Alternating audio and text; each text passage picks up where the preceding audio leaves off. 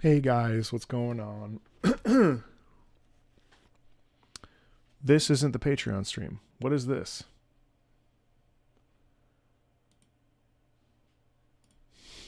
Did I push the wrong one? Yep, no. This is not. Oh no. This is not right.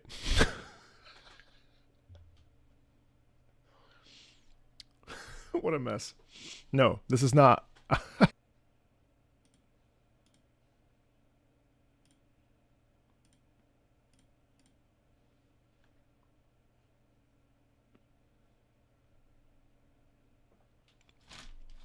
What's happening? God damn it. This is not right.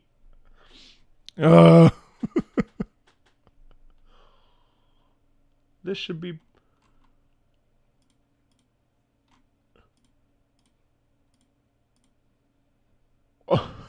What the fuck is going on today? I swear to God, this is a weird day today.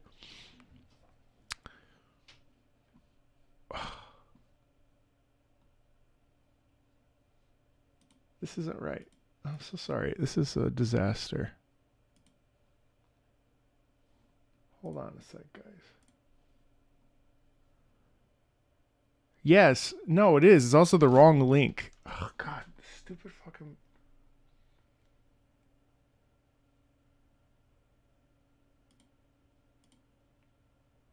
Is this the right link even? No, this is the wrong link.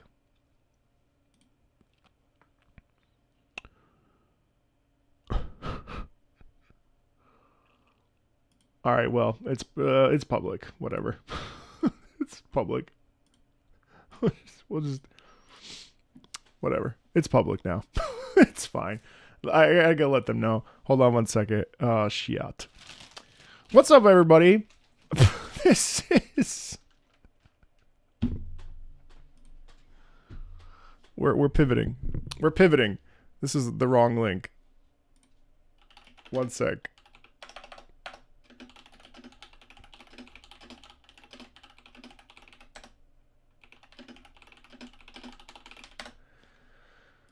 What's up, everybody?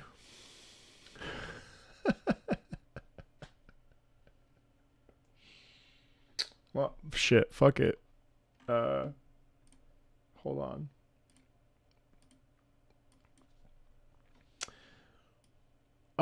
We're hanging out today, and I'm playing catch up because I wasn't able to. I took 4 days off, so we are going to be listening to some.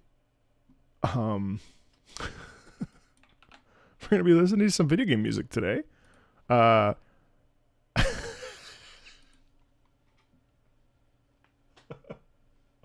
a fucking disaster.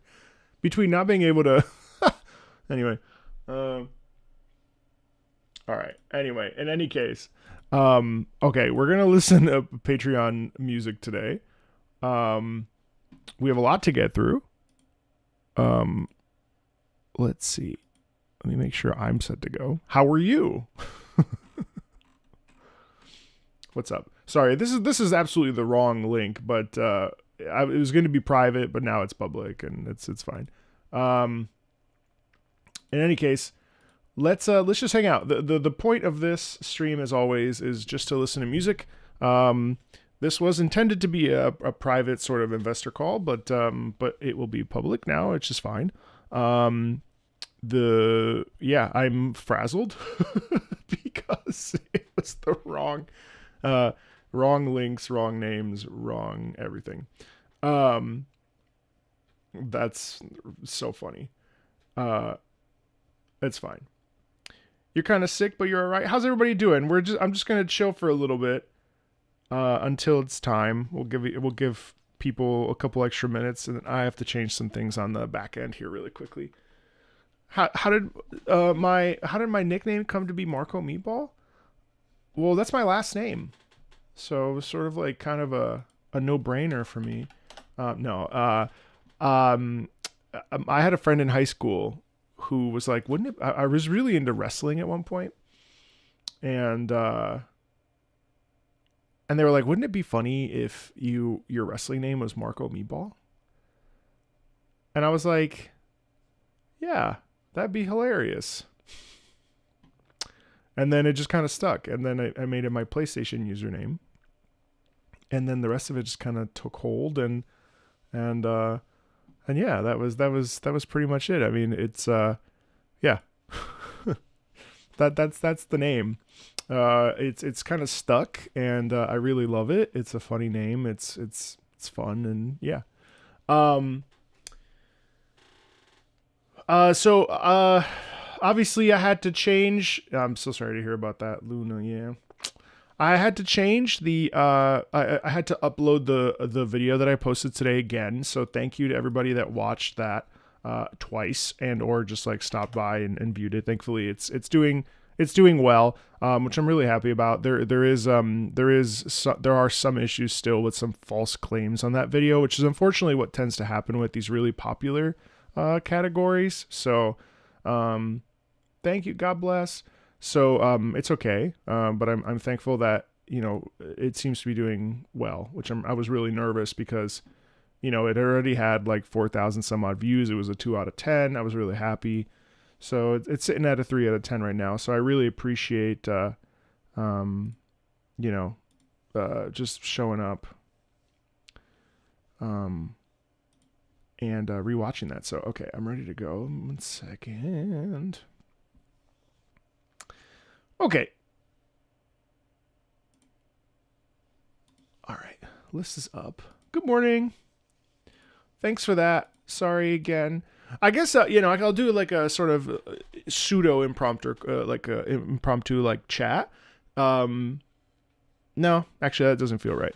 All right. Let's just dive in.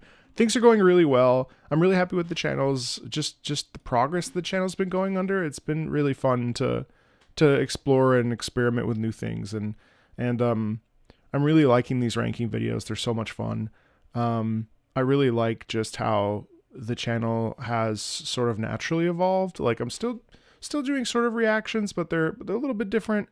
They're probably less in depth, but at the same time, I also feel like they're still fun. The goal is always ultimately to have fun and like have people really connect with the music that they love. Doing genre specific things or like videos that are kind of lumping together multiple videos are really satisfying for me because it gets eyes on things that maybe someone wouldn't be interested in. And also the way that the algorithm works, it really does take preference to things like rankings and so on and so forth. So I think it really works out for everybody. And, you know, I do have patrons that like to, well, and people in general that like to suggest, like today, there was a great comment asking for Neo 2. And I realized that I've never covered the Neo games. And it's like, oh man, that's great. Just put it in another Souls-like video.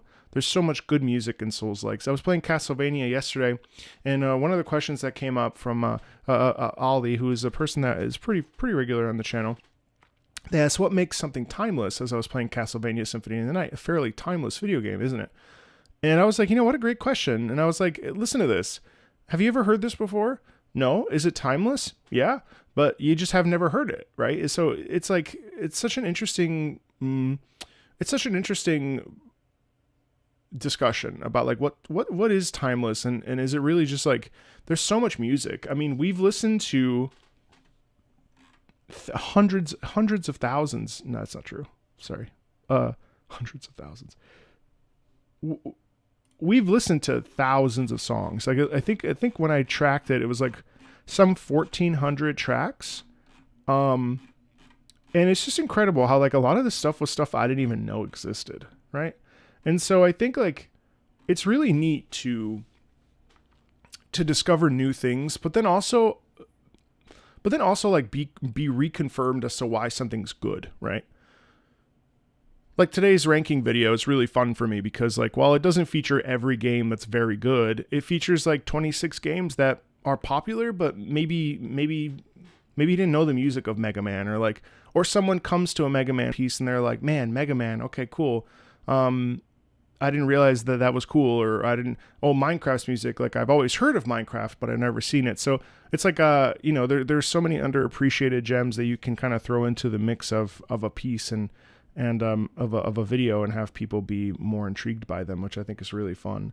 I certainly take suggestions. It's just there's a little bit of preference to Patreon just because of the nature of the thing. I've really am shockingly busy every day, which is great. Whether it's live streams or filming videos, and right now, literally, my poor editor has like 8 videos that he's working on, and it's like, sorry, dude, I'm sorry you're busy, but also chop. No, it's an amazing thing how, I just love this channel so much. -10 today, fuck. Yeah. Anyway, sorry. It was intended to be a private stream, and then my fucking OBS fucked up, so I figured I would just take us on a little bit of a brain tour before diving into the listening, because I didn't want to do 2 of these back to back, because I don't want people to feel ostracized, but also like the patrons basically help like the ability to pay for folks is more than half of my income goes to making sure that the lights are on, you know what I mean? So I think it's something that a lot of people don't talk about. So many of these incredible creators, like if let's say someone has like a million views per every video. What's interesting to me is that like oftentimes they'll spend half of that. Well, even Mr. Beast, I heard, spends like, X amount of dollars back into the business. It's a really interesting thing. The ceiling is insane in YouTube world, but it's also crazy to see like a shorts creator who literally makes as much as I make in a month, like in a year, or like one video will be as much as I make in a full month. It's like mind blowing how like YouTube is such a fascinating luck plus positioning plus like work. It's just like so crazy. Anyway. Hey, Malaysia. Yeah, I accidentally streamed.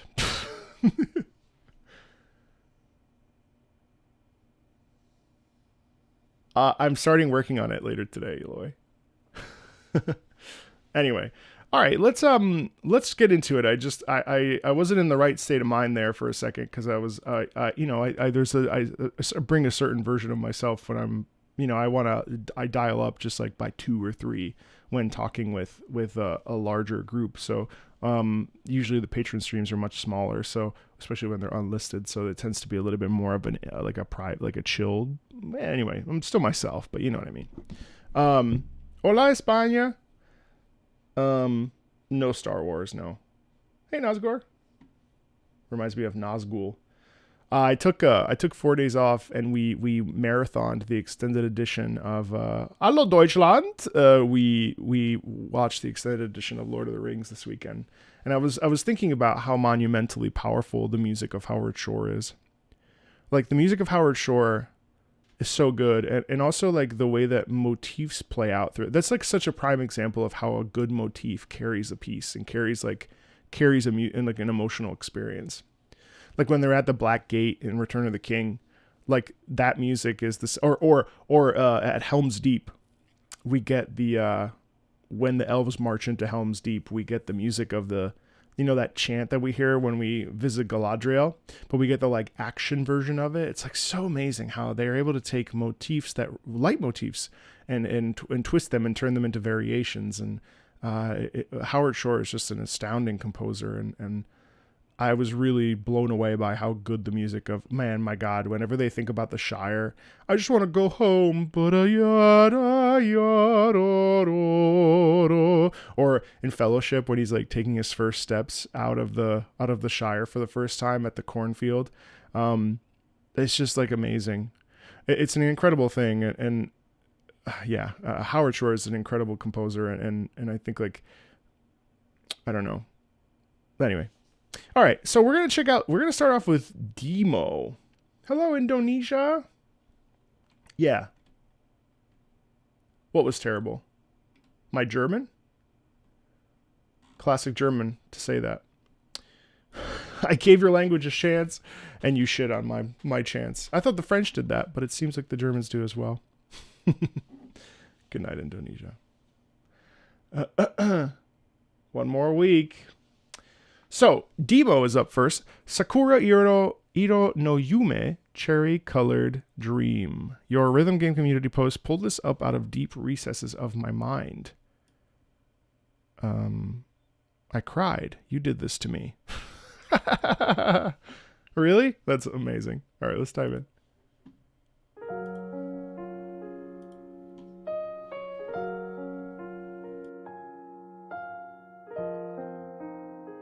It's true, you don't. Only nice Europeans don't.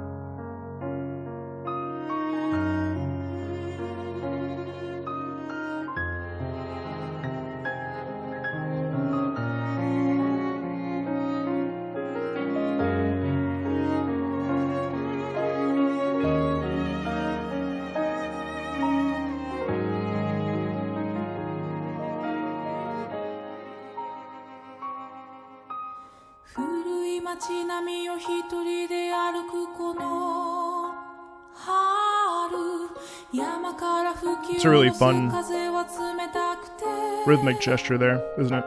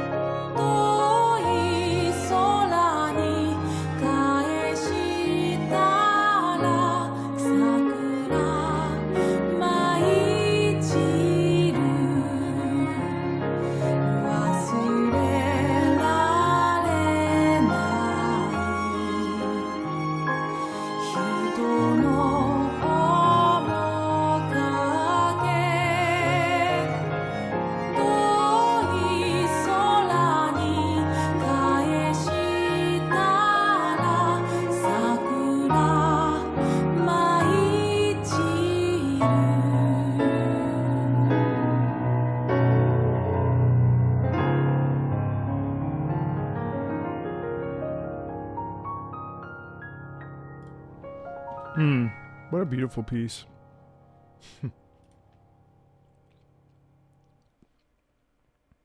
You know, to think it's like a mobile game, you know, a mobile rhythm game, essentially. Like, I really want to play it, actually. But, you know, I cannot ever forget the memory of you when I look back at the distant skies, cherry blossoms flutter down. We walked along the riverside that day. The river's surface glistened with melting snow. Beneath the cherry blossoms in full bloom, we talked about the future. Like you said, like, it's just tragic, you know. It's incredible how music can do that too. Like, music has this ability to put emotion into like something. I mean, words can do it too, but I don't think words land as hard as because it's essentially emotion set to like something ever so slightly tangible, you know. I feel like emotion's really hard. Plus emotion's funny because emotion has to go through the mouth, the brain, like the words we try to use to describe emotion. But music colors it in such an interesting way because it becomes apparent what the person, like that every emotion, even though we have words to describe emotions, we really words aren't really enough to describe the feeling usually. Like we find, that's why a thesaurus is great, because you find different ways to, you know, identify with words and whatever. But emotion really through music is such a paramountly important part of the like communication process, which is really cool. Dario, I see you're in here. I wanted you to know I played the Storica and the Mega Man theme for my friend Sean. He loved the Storica piece. Really, I loved it too, actually. These games, I'm really surprised by how good. You know, it's interesting. We got into a long chat, Sean and I, about we were listening to Storica's music, and then we listened to some. I think we listened to something from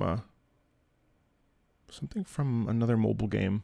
We started talking about gacha, which was really interesting. I actually haven't picked up a gacha game. I've not played Wuthering Waves 2.1 or anything really. ZZZ really I tried, but then I put it down again. It was really interesting talking with a person who's never, like, the last frame of reference they have with video games is Grand Theft Auto 2, watching their brother play and basically not knowing anything about music or like related to video games, and how much he was like, man, that's so disappointing because like this piece of music is so incredible. And we were talking, I was like, well, it's free to play, so like it gets more eyes on it. You don't necessarily need to engage in the blah, blah, blah, blah, blah. And he was like, wow, so that's so disappointing. But at the same time, like the eyes, you know, good music goes where the people are. And it was interesting to hear a non-gamer talk about the fact that, like, well, at the end of the day, the music does end up going in a direction, you know, where people want it. I played Grievous Lady for him from Archaea. And it was such an interesting conversation about music and how, like, you can misconstrue. I mean, I know the demo's on Steam, but you can misconstrue that like it's a mobile game, so it can't be deep, or any Genshin, whatever mobile gacha game, Fate Grand or whatever. Like all these games tend to have really meaningful music, and I find it interesting how meaningful, whether it's mobile or AAA or AA or what have you, like the music is usually such a paramountly important part of the storytelling process, you know, and I just love that. I love that about games. I was telling this to the Castlevania crew yesterday. I had a delicious brownie last week, and the brownie was delicious, but there was no frosting on top.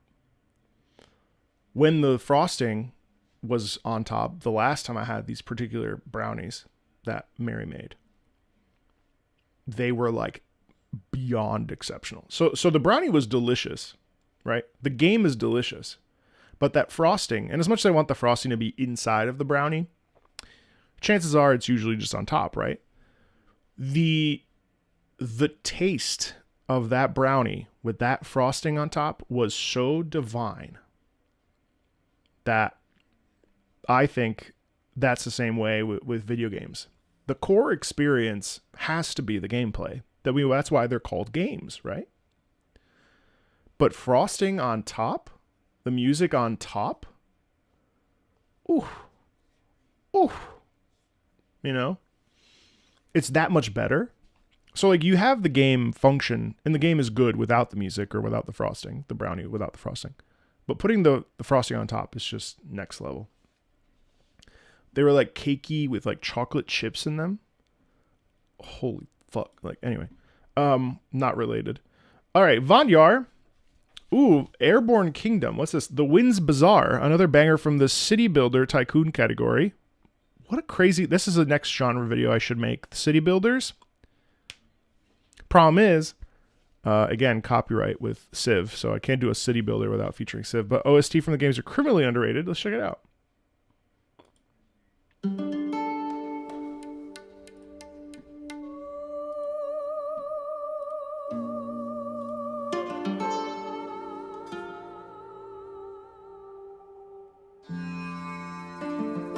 Wow, very subtle.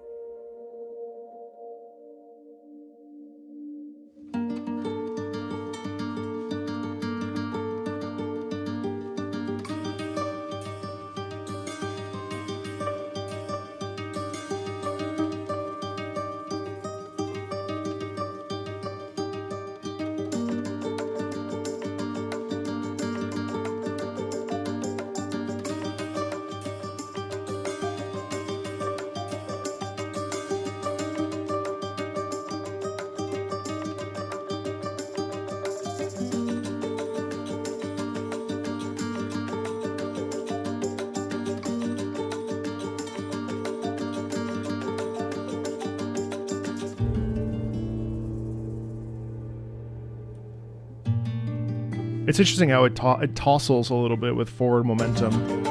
Wow.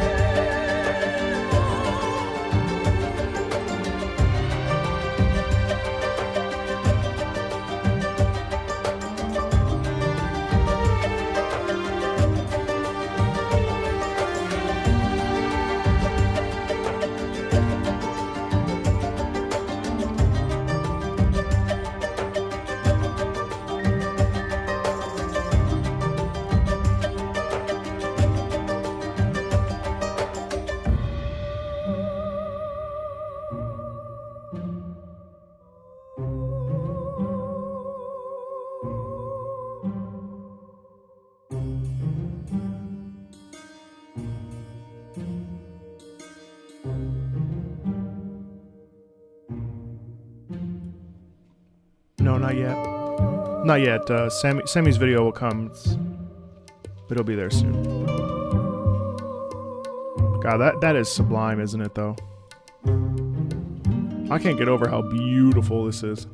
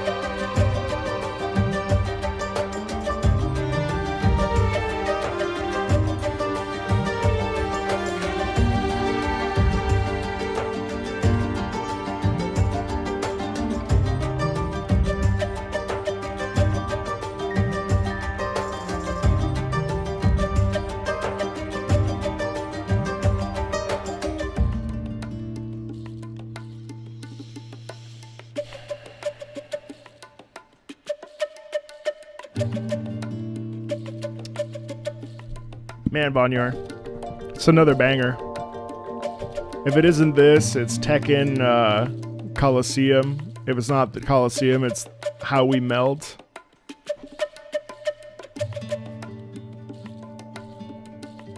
That Deemo track, too. We're already off to a pretty banging start of this stream.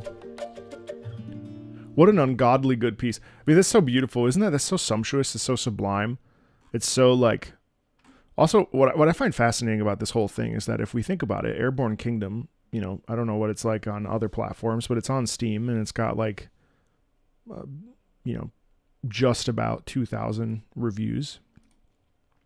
Now, granted, not everybody reviews games. I don't review games. But, you know, compared to a lot of other city builders in the genre, you know, Planet Zoo or Kenshi or, well, Kenshi is sort of a niche, but, like, obviously Civilization or Cities or Manor Lords or, you know, even Foundation, a game that just released on, you know, 1.0. I know it's been around for a while, so, but like City Skylines or what have you, or Jurassic World, like it's crazy how Bellwright, you know, pretty shocking how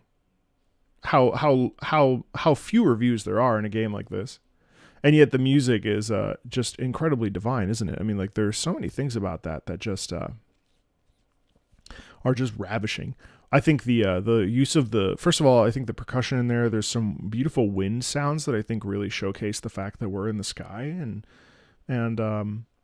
you know, there's a lot about that is just, it feels very like explorative, very like there's a natural quality in it, despite, you know, essentially like building these fortifications that are supported by fans. Also, can you imagine if like you had to live in something like this, like how terrifying it would be that your entire like life was just upheld by a bunch of fans and like thousands of feet below you? Yeah, the death count would be pretty high. But anyway, that's neither here nor there. The other thing that I find really amazing about that piece was just the serenity of it, even though it had like a forward momentum of like the technological advancement, if that makes sense. Despite the fact that it was still very like full, like it had a presence of it that had like a lot of space to it. I also love that little accented bop, bop, bop, bop, bop, bop, bop. You know what I mean? Really, really, really terrific. Really, really incredible. Absolutely just divine. I loved that piece very much. Really stunning. My life is held up currently by a bunch of fans. Oh, shit, when you put it like that. You're right. I am living my my best Airborne kingdom. Why would you say that? That's scary. Yeah, well, to be fair, so was my opera career. So apparently I like this kind of life. Apparently this is the kind of life I enjoy. That's really funny. Jesus. It's true. It's true. I think I enjoy my life being supported by a bunch of fans. Maybe that's actually an autobiographical. That's very funny. Thank you for the terrifying reminder that my life hinders on the function of people enjoying what I do. Minecraft story mode. Let's do Witherstorm. Witherstorm from Minecraft Story Mode S1. This is music from a Minecraft Telltale collab game called Minecraft Story Mode. A vengeful alchemist named Ivor summons the Wither, a known boss from the original Minecraft game. However, he changes it using a special command block into his own monster, the Wither Storm. However, it stops listening to him and begins wreaking havoc on the world and becomes the big bad that you constantly are running from throughout the game. Composers are Antimo and Wellis, Skylar Bartro and Andrew Arcadi. Context if you want it. I think we'll go without. Let's check it out.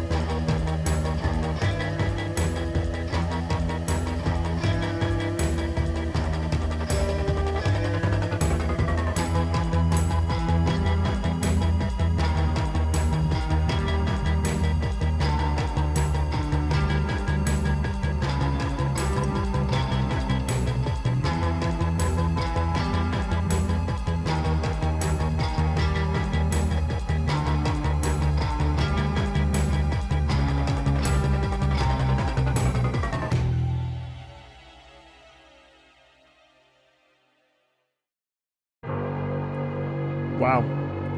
Yeah, it's it's interesting. It's like it's almost like Minecraft's sound, but it isn't, and it's it really is kind of terrifying, isn't it? I mean, the forward momentum there is really interesting to me because it is unrelenting, and then seeing it, it's like, holy shit! Like, this thing is absolutely scary because it like is actively hunting and seeking and preying on. There's a real sound in there of just constant, like, oh my god, run, run, run, which I find really cool. I also really appreciated how it felt oppressive. It felt like it was like coming down on you in such a way that like you felt like you couldn't breathe even. Definitely a departure from the like Minecraft that I've come to know from 418 or C418. Yeah, I mean, fairly simple, at least in the sense that it kind of just is repeating itself at all times. I don't think that's to its detriment. I think it's actually like it enhances that kind of stress. Obviously that's like a normal thing that we hear all the time when we hear like boss themes or like being chased. It actually weirdly, it's not at all the same soundscape, but it actually would totally fit in Silent Hill. Isn't that crazy? I don't know. It's cool. All right.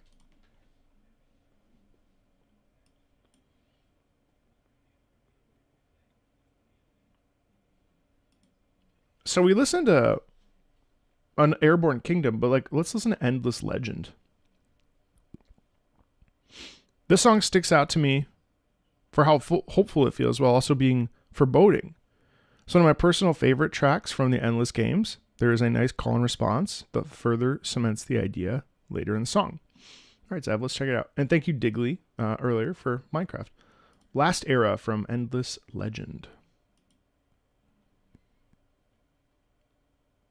Oops. Oh, definitely foreboding in the beginning.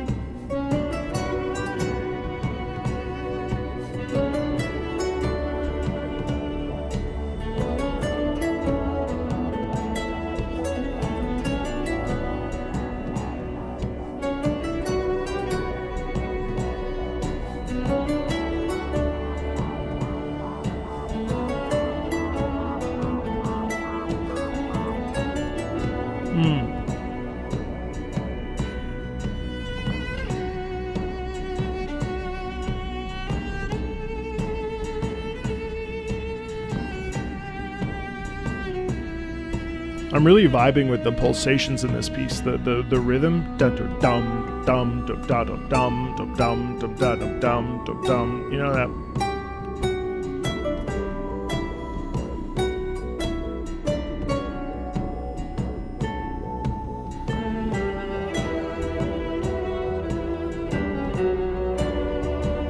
Also, the harp being such a driving force in this is really cool.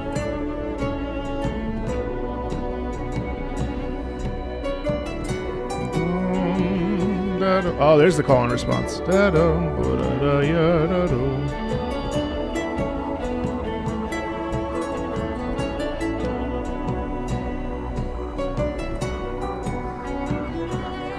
You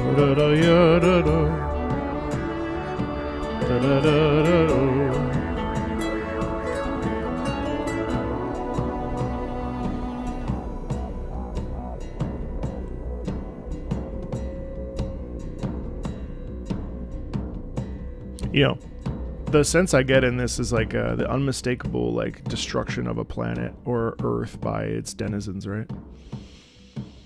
Like the Last Era. Well, that's an interesting title too. I think what really sticks out to me is the fact that there's a constant feeling of. I think the harp does a really good job of making us feel like, you know, we're stuck in a cycle, and also there's a quality in that. I mean, so it follows like a pretty. It's not too simple, but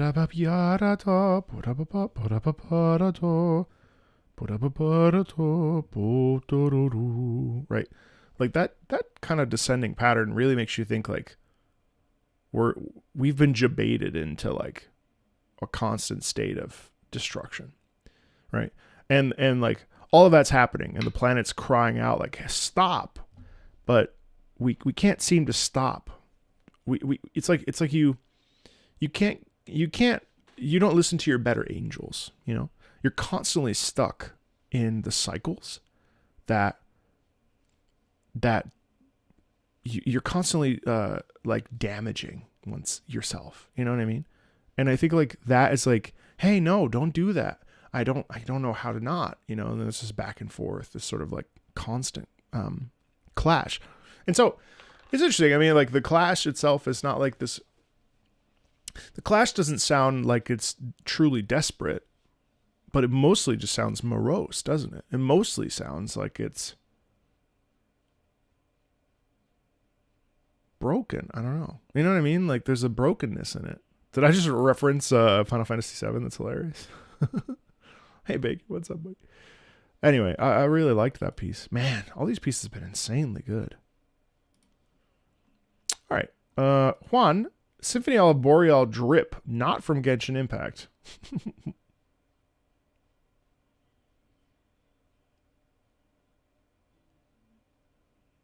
Hey, Hulkin, yeah, this was meant to be a private stream, which is why there's this one and the next one is both Patreon streams, assuming I don't clear everything today, which is also possible. So it wasn't supposed to. Although I haven't heard Yale Dead Cell, which is the boss theme from MGS. Oh no, I've heard it. MGS2. I know MGS2 very well. I don't remember a lot of the music though. Oh, I see. Yeah, no, definitely. Yes, this is real. Andreas has his own boss fight in Honkai Impact 3rd. I wanted to differ a bit from this game, but I really want to see your reaction to this.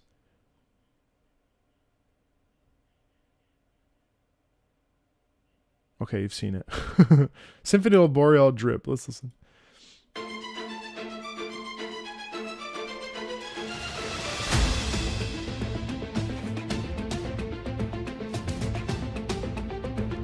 Really?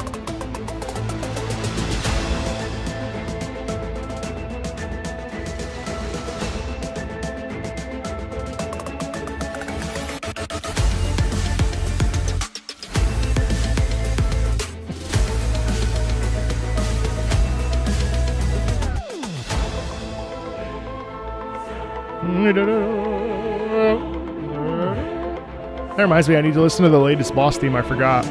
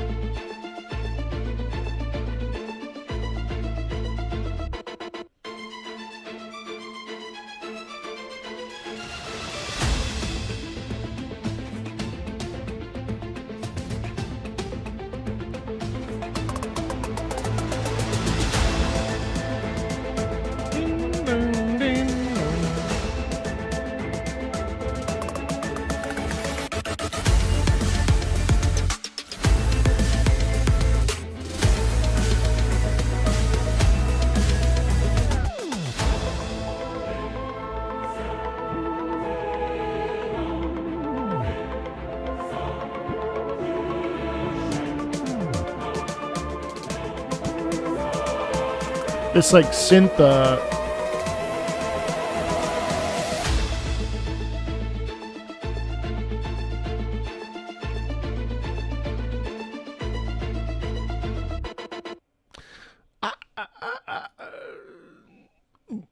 I like it. I like it. I don't like it as much as the original. I think the original is like one of the most divinely perfect pieces of piano composition that like also I mean, you just can't compare it to like Yu Peng Chen's musical ideation there when it comes to combining the piano's concerto format with chorus and the desperate sounds and that. I mean, like I'm hard pressed to say that that's better than that. Personally, I don't think so, but I think like it's really cool that it got remixed, and I also really like the drops, and I also like the beat pattern in that quite a bit. I think this is a case where like the EDM synthetic portions of it actually like do a great job of highlighting why the original is so good and also elevating it for like a new purpose. So I'm not against it. I actually think it's pretty cool. I think I prefer the original more, but I was surprised as hell to hear that in Honkai Impact 3rd. Yeah, I like that. That was fascinating. That was fascinating. All right, player 0 wants Atelier Shallie, Alchemists of the Dusk Sea, Narcolepsist. It's a bit long, but I promise there's a payoff. Yes, this really does play in-game as the final dungeon theme. Okay, let's check it out.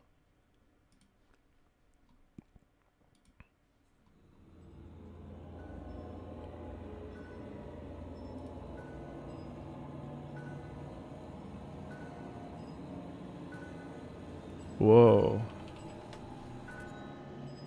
Hey, Chang, what's up?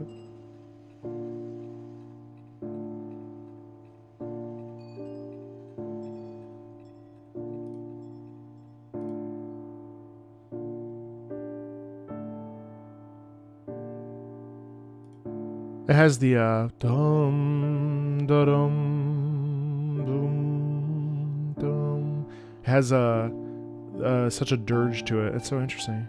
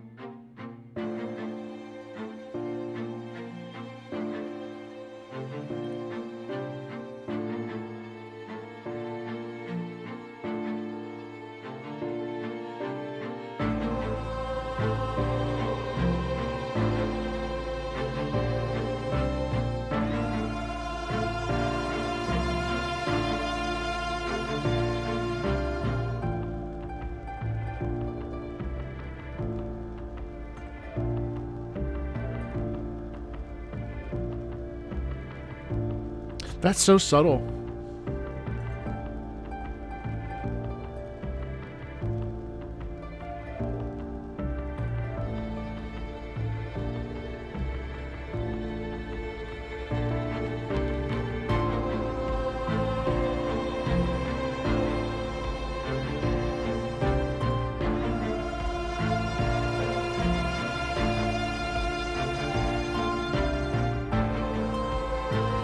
What an incredible, like, natural build.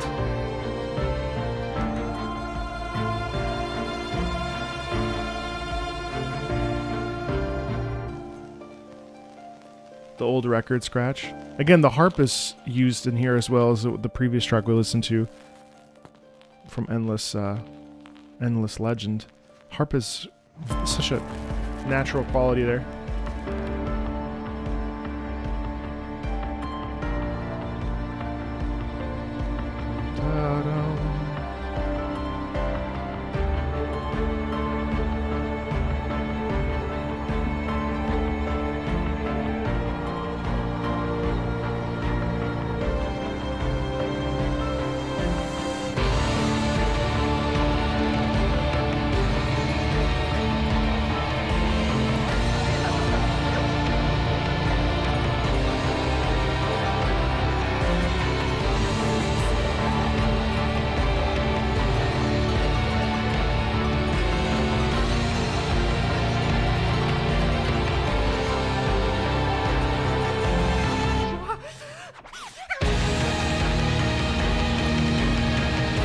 Hold on.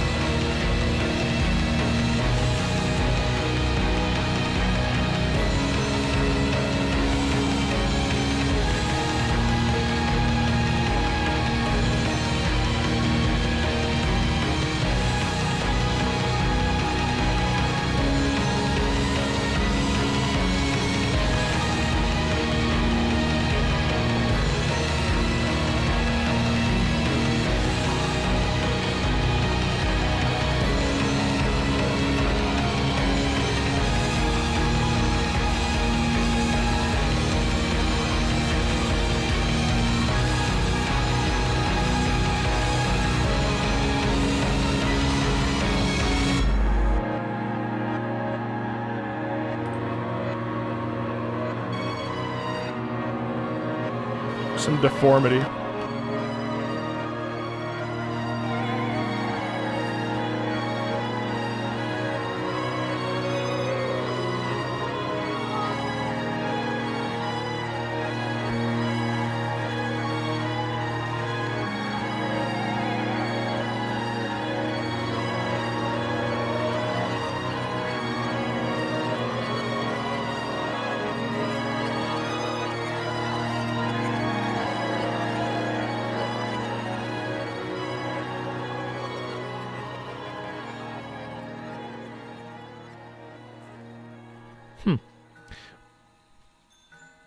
Wow, it ends with the clock chiming. That's so cool. You know, honestly, like it really isn't. It isn't very invasive. I find that piece to be. I found that piece to be pretty comfortable. It's interesting. It's paced really well because even though it's 5 minutes, because of the natural build that the piece has from the start to the middle to the end, it takes us on a natural journey, which is really fun. So it doesn't actually get too exhausting because of the direction that it goes in. Because it's going forward, essentially with the crescendo idea here, what it's doing is it's naturally going like this. Well, you can't. Hold on, let me show you. With the crescendo, is naturally doing this, right? Which means that we have a direction. And sometimes pieces, when they sound like this and they're created like this, they have this tendency to sort of stagnate because they're not going somewhere. They're not naturally growing. And this piece naturally is building to, which causes an inherent bubbling, right? And a bubbling of tension. And it's naturally building to a destination. That destination being the scream, and then that shifts into a musical instrument. The scream was a really nice touch. And I think it's really cool. I think that that's a piece that is subtle, a bit under the radar, probably not one that anyone thinks about, well, except for, there's something about the piece that is very haunting, and it's not going to end up on like any like top 100s lists because it's subtle and it doesn't bash you over the head with its intention. It's like the natural, I don't know. Well, I look at the title like Narcolepsist, narcolepsy, falling asleep. There's sort of like almost as if the like a lullaby is being sounded and then suddenly you're like trapped in your body and you can't wake up out of it, right? There's a quality in that sound of being trapped, and which is a terrifying feeling, like almost like a night terror, and then having to like process or change or pivot out of that, and what does that come from? And it's filled with anger, frustration, guilt, worry, sadness, fear, anxiety, ruminating thoughts and the like. Like it's a very intense piece, dealing with emotional subtlety, which I think it can be a challenge for people. But I think the reason why 5 minutes and 30 seconds goes pretty quickly is because it doesn't lock you into its. It doesn't feel locked in. It feels like it's going somewhere. There's an intentionality behind it, isn't there? I really quite like that piece. That's cool. I don't know that I would necessarily show it to somebody, but I think like it's a pretty underrated sort of like natural progression to something, and really well composed, I think. All right, Ivy. Let's see. Let's go with Startopia. Talk to friends about management games without immediately reinstalling Startopia challenge. Impossible. What's in this room? Pleasure deck number 1.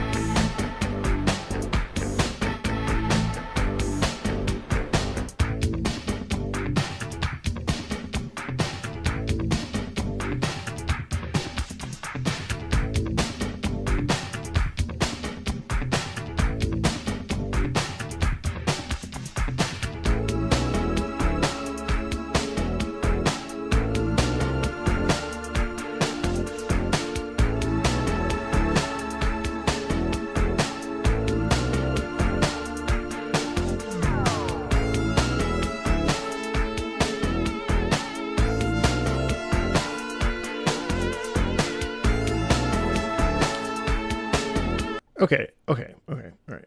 So you know what this reminds me of? So this is funny because this actually triggered like a deep-seated part of my nostalgia that I don't often get to talk about. Um, Now I don't know what the fuck's going on in this game. I gotta be honest with you. Like I know exactly what it is. Like it reminds me very much of like Roller Coaster Tycoon meets God. Okay. This when I say nostalgia. Before I get into some of the musical thoughts I have that come to mind, have you ever played Black and White? Did anybody know about this game? Like I crave this game. This game is the definition of my like this is the most nostalgic I get for PC gaming. When I was like, I don't know, 10 years old, I played a game called Black and White, which allowed me to fulfill my god complex by being God. I remember biking to my friend. Quite literally. What a great, this probably is such a phenomenal video, but like just to give you an idea of. So basically you have a hand and, oh man, I used to throw people all the time.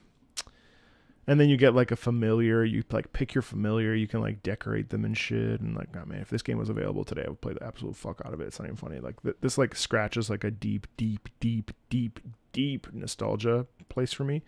Like your monkey or your wolf or whatever. And then you've got like a devil and well, God and Satan on your shoulder. And you need to decide if you want to do something or do this or do that. It's insane. Like anyway. So this game rarely comes into my brain these days just because it's just not something that, why would it? It's just like it's such an old game. The stream seems to start at Endless Legend. No, I definitely listened to it. Yeah. So anyway, all that to say, I definitely listened to it, Digley. I said it reminded me very much of Starcraft, of Silent Hill 2 of all things, which is really strange. It was a really interesting piece, and it was very oppressive and stressful and what have you. It should be on here though. But anyway, so Startopia was interesting because it like opened up like my brain. I mean, 15 years ago, so this makes sense. It's it's interesting because so the music. Someone in the comments said that it sounded like it was from the 80s, and it actually feels it's very 2000s coded, which is so interesting to me. Another thing that's really interesting about this piece is the fact that like it's basically like it leans into the weird. You know what I mean? Like it leaves, even if you look at this picture feels like a 1970s / aliens disco club, right? And it really leans into that idea that it's like a working place, like things are happening, it's bustling, you're like building stuff, but it's also weird. And I find that really interesting. Like I find that really fun that like this is a theme about like accomplishment, right? It's a theme about like moving through things, like taking care of responsibilities, delegating chores. And even though it's got like this bright sound to it, it's actually like a working song, which I found really fun. I mean, it's crazy. Like it's not my favorite piece ever, but what I like about it is the fact that there's a bustle in it. Let's get to work, baby. You know what I mean? And it has a forward momentum that I really enjoy. I want to listen just really quickly. Let me just.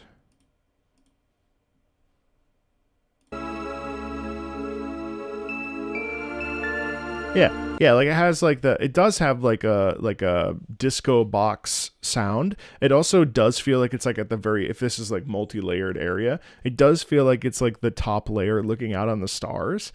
And like, I don't know, just like the visuals mixed in with the music really, like you could put this on for like 18 hours while you're busy playing Startopia. And it would be totally applicable, not dissimilarly to the other city builder games that we've talked about. Kind of just surprising that it triggered this like really distinct part of me that I don't ever talk about because it's just like a part of my life that, we had a really shitty computer growing up. Like I didn't have access to a lot of the latest and greatest. So like kind of just played whatever, mostly European Combat Flight Simulator and Black and White. Those were like the two games I played mostly on my PC. So it's crazy how this like triggers, and also like visually it's like ever so slightly cartoony, and so it sends home again this idea of like like Men in Black. Like you walk into an office and there's a two-headed alien looking at you being like, can I help you? But it's like perfectly normal. You know what I mean? Man, I don't know. Thanks for that, Ivy. It's not my favorite piece. In fact, I'll probably never play that again. But just being honest with you. But what I really like about it is the fact that it like triggered some like deep-seated nostalgia for me. So I really appreciate that. And I bet you it's just charming as fuck when you're playing the game, and that's the experience, like listening to that. So cool. Well, I'm in a big Monster Hunter phase right now, so let's listen to Monster Hunter Explore. You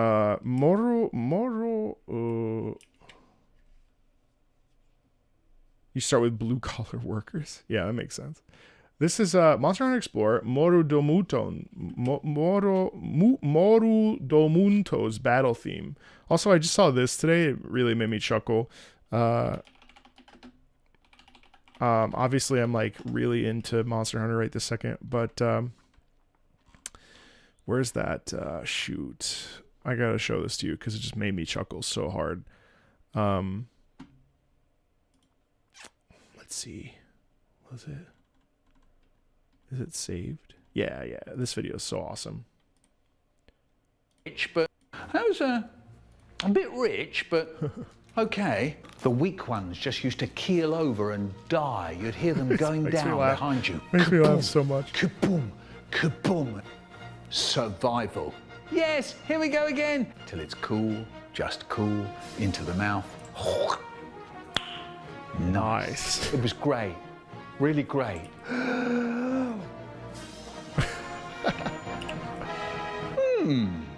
Really good. Great. Really great. Oh, in the mouth. It was lovely. Waste of money. What's that? Oh no, waste of money. Okay, well then I have to hear the music for Monster. So he said Monster Hunter Explorer's waste of money. Waste of money. What's that? Oh yeah. Lift the jug and drink a bit. Monster Hunter stories. This is peach syrup, tinned peach syrup. What a drink! So I drank the lot.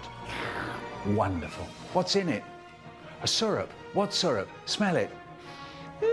Oh yes, this is peach syrup again. Lift the jug and drink some more, and drink some more. Drink the lot. Babysitter. Smells nice. And everything was lovely once again. So funny. Such a funny video. Anyway, so I'm really excited to hear some I literally watched that earlier today. So now I've never heard anything from Monster Hunter Explore. One of the original monsters from the now discontinued phone game. Ah, okay, that's why. Monster Hunter Explore, one of the coolest and most terrifying monster designs that many would love to see return in a mainline game with a terrifying and impressive theme to accompany it. Okay. Moro Domunto.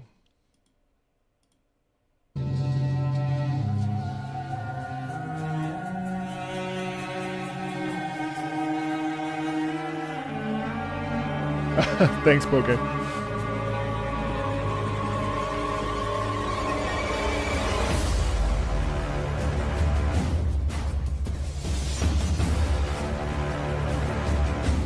Wow, that is heavy.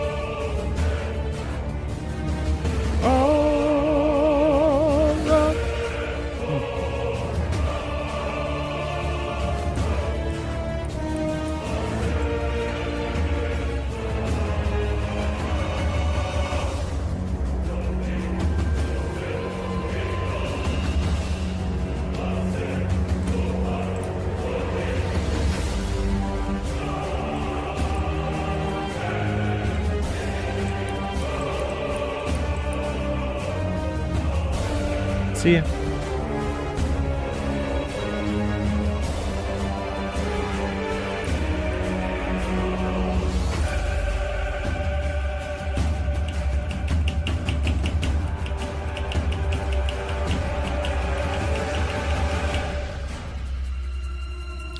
Dude, that is so dope. Yeah, I did just listen to Cetus literally 2 days ago. It's on the Celebrating Monster Hunter live stream, but you can also, if you want to wait, I'll have a video. That video will be out next week before Wilds comes out. So you can wait or you can go and check it out for yourself. It'll be a more polished version coming out soon. Holy shit. So the Black Crown Dragon, that's actually amazing. And it makes, I'm going to put this on the rarest video game music video. That I'm planning, that is basically just like music from games that have been discontinued / like you can't like actively play anymore, or find ways to play, or find different ways to play rather. Holy shit, like that's the closest thing. I mean, yeah, Geismagorn's theme and Geismagorn's theme is very, very similar, but not quite as or really in Fatalis' theme and Safajiva's themes are scary.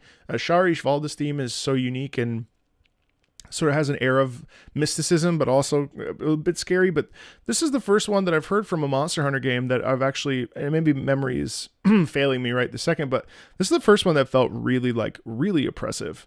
Now, what's also really cool about this piece is that it has a pretty strong melodic identity. Whereas, like, for instance, listening to something like Arkfeld's theme doesn't really have that. Arkfeld's theme is, without spoiling it too much, because I know there's folks that may not want to hear anything about it, but all I'll say is that there's more noise and more violence in the sound rather than this, which is like pure evil. Even Crimson Fatalis, I don't think has a different kind of evil, whereas this is like truly menacing, and it has a really oppressive sound, doesn't it? I mean, the quality of it's very, very, very scary, and it's very it feels like you're trapped with the demon, with Satan himself. Like there's something in that piece that's really scary. Like I can't even imagine fighting a monster with that playing in the background, which is different than like a Dark Souls or something, because it feels a little bit more contained and kind of what's expected. But to go from like a Pookie or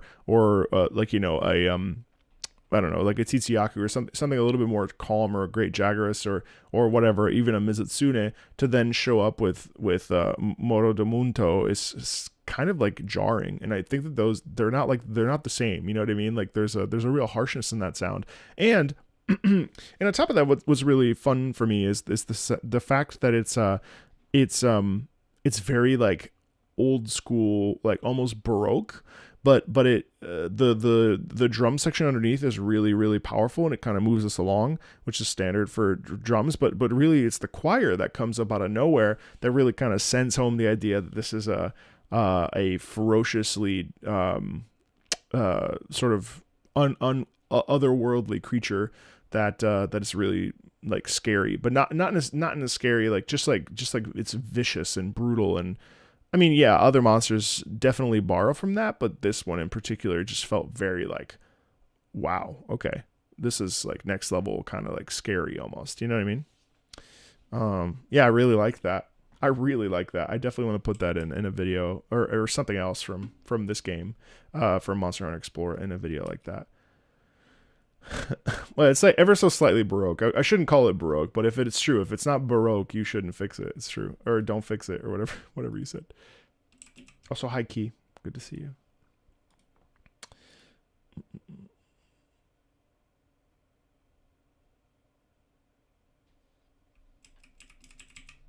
Oh, I forgot that was you, Eloy, because your name is different on Patreon. Yeah, right. That's right. That's cool. I was really excited to hear that. Thank you. Ooh, Resident Evil 2, Revelations 2. I think I've heard Revelations before. I'm not sure, but I can't remember now. Ooh, although yeah, why not? Let's listen to this. So this is Resident Evil Revelations 2. An awesome track from the first PS2 RNC game, Ratchet and Clank. Huh? No, hold on. I went all the way down. My bad. I had Resident Evil Outbreak's main theme here, but a superb person already got it up, and that's so cool. So I'm putting it another awesome. That's right. Yeah, so I've heard this before. A song from Underrated series. Very powerful version of the first theme. The discontinue music will be a stream and then a video, as most things when they tend to be like these categories that I do. Good morning. Yeah, so yes, it will be discontinued, and it was discontinued, it was rarest, and then the other one will be I want to do bad games with good music video, and then that'll be for March, I think, and then another one I wanted to do was rarest. Well, I already said that. Rarest and then discontinued. So those are the three like sort of like pivots I want to try out and explore, because that sounds really fun. And again, like series that can kind of crop up again. All right, let's listen to Resident Evil 2, Resident Evil Revelations 2. Honestly, what even is Resident Evil? I'm going to look it up. Really?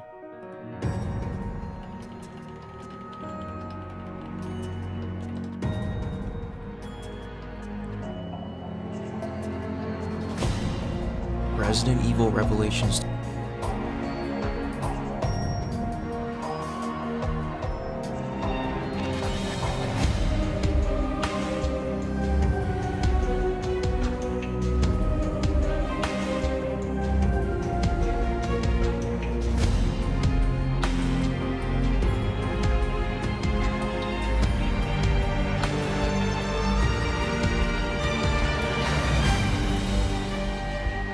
Oh, these were the co-op ones, weren't they? Man, that piano. Really crunchy chords up top.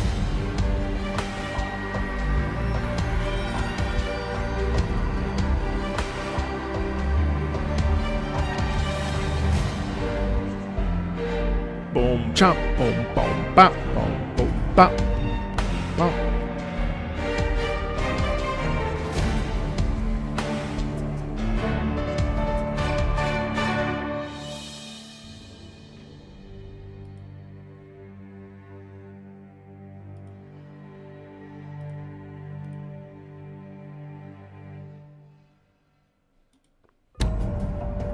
Is it that short? Oh, no. Let's see.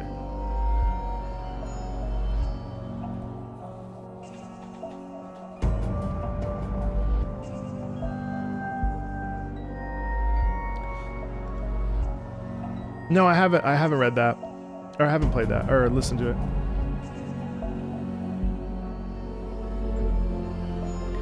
Of course, the Haunting Choir.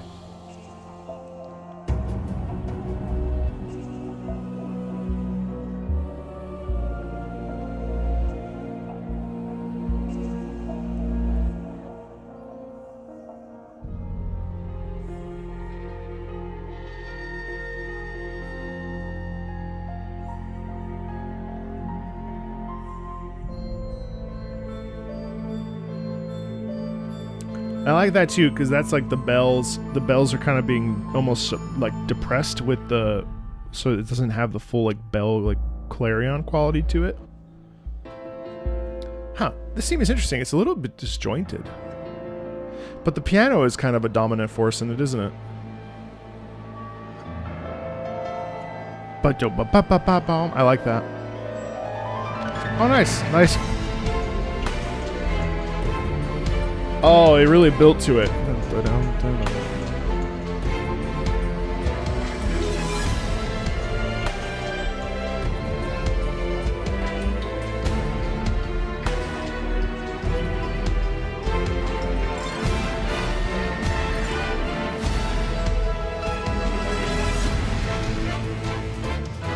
That's cool. Dum, dum, dum,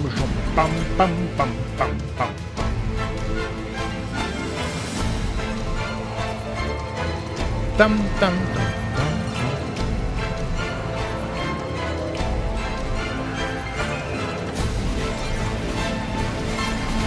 Gorgeous harp glissandi in there. It's so interesting. So like the first half of it, I don't necessarily care for it, and then it really picks up and it ramps up into this gorgeous sort of like desperate struggle with like its own identity almost. It has this terrific clash of of ideation between the strings and the piano. Especially the piano feels like a dominant force in it, like I mentioned, and then it's taken over by the strings and the orchestra, and then the final kind of push into it is the bum bum bum bum bum bum bum bum bum bum.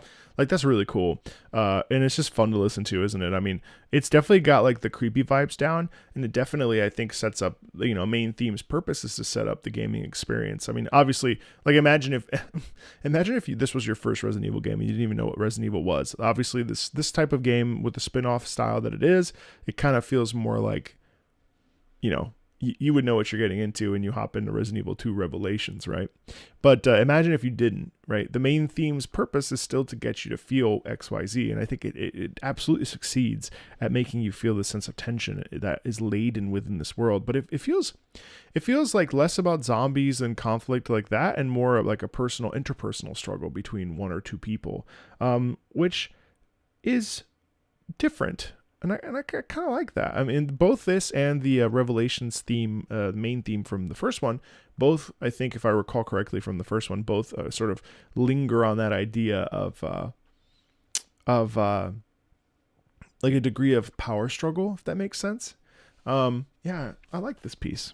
I'm not crazy about it, but I like it. It's cool. Thanks for sharing that with me. It's really neat. All right. Also, like, I was also thinking about this, like,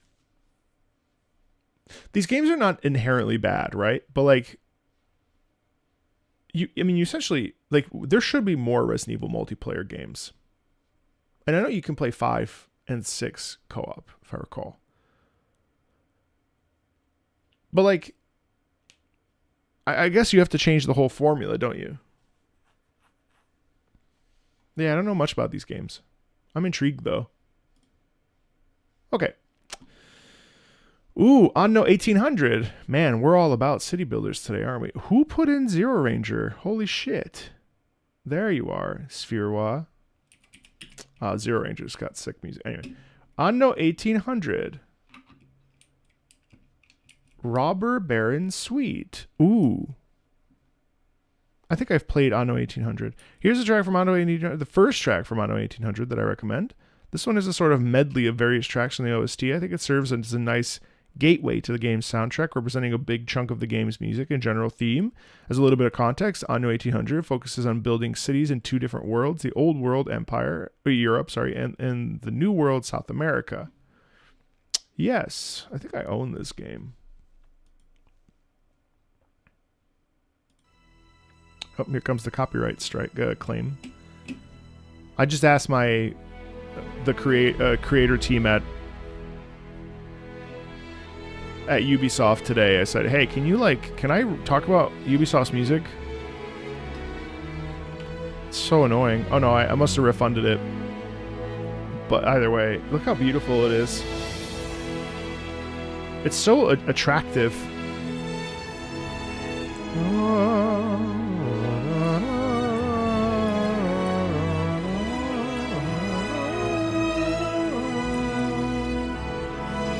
Not yet. Look how beautiful it is, though.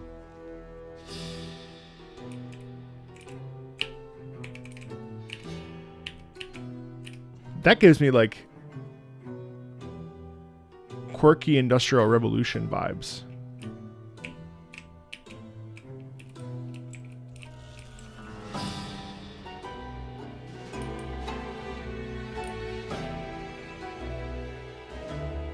Well, actually, that has like a sailing theme to it too, doesn't it?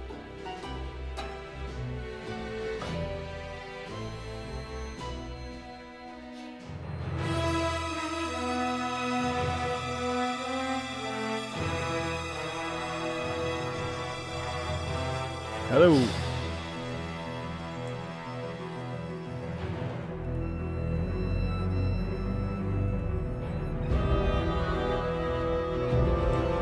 Same theme but dangerous. Must be some sort of, maybe it's like a strike or a conflict, you know? It's so well produced.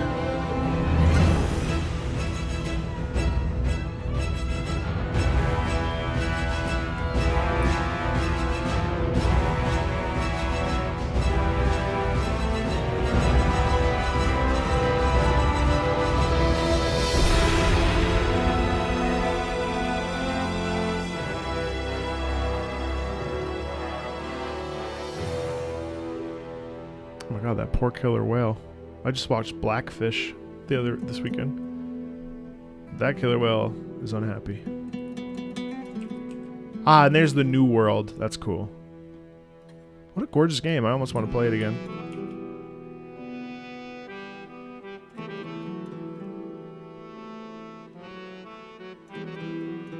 Lower ranged accordion, huh? Feels like possibility.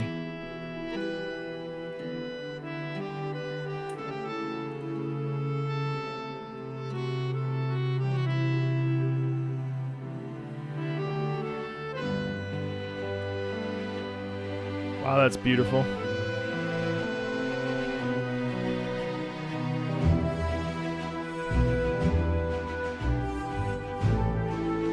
There's the Wild West again, but that has a more western front. Like the Wild West, and new discoveries on the horizon.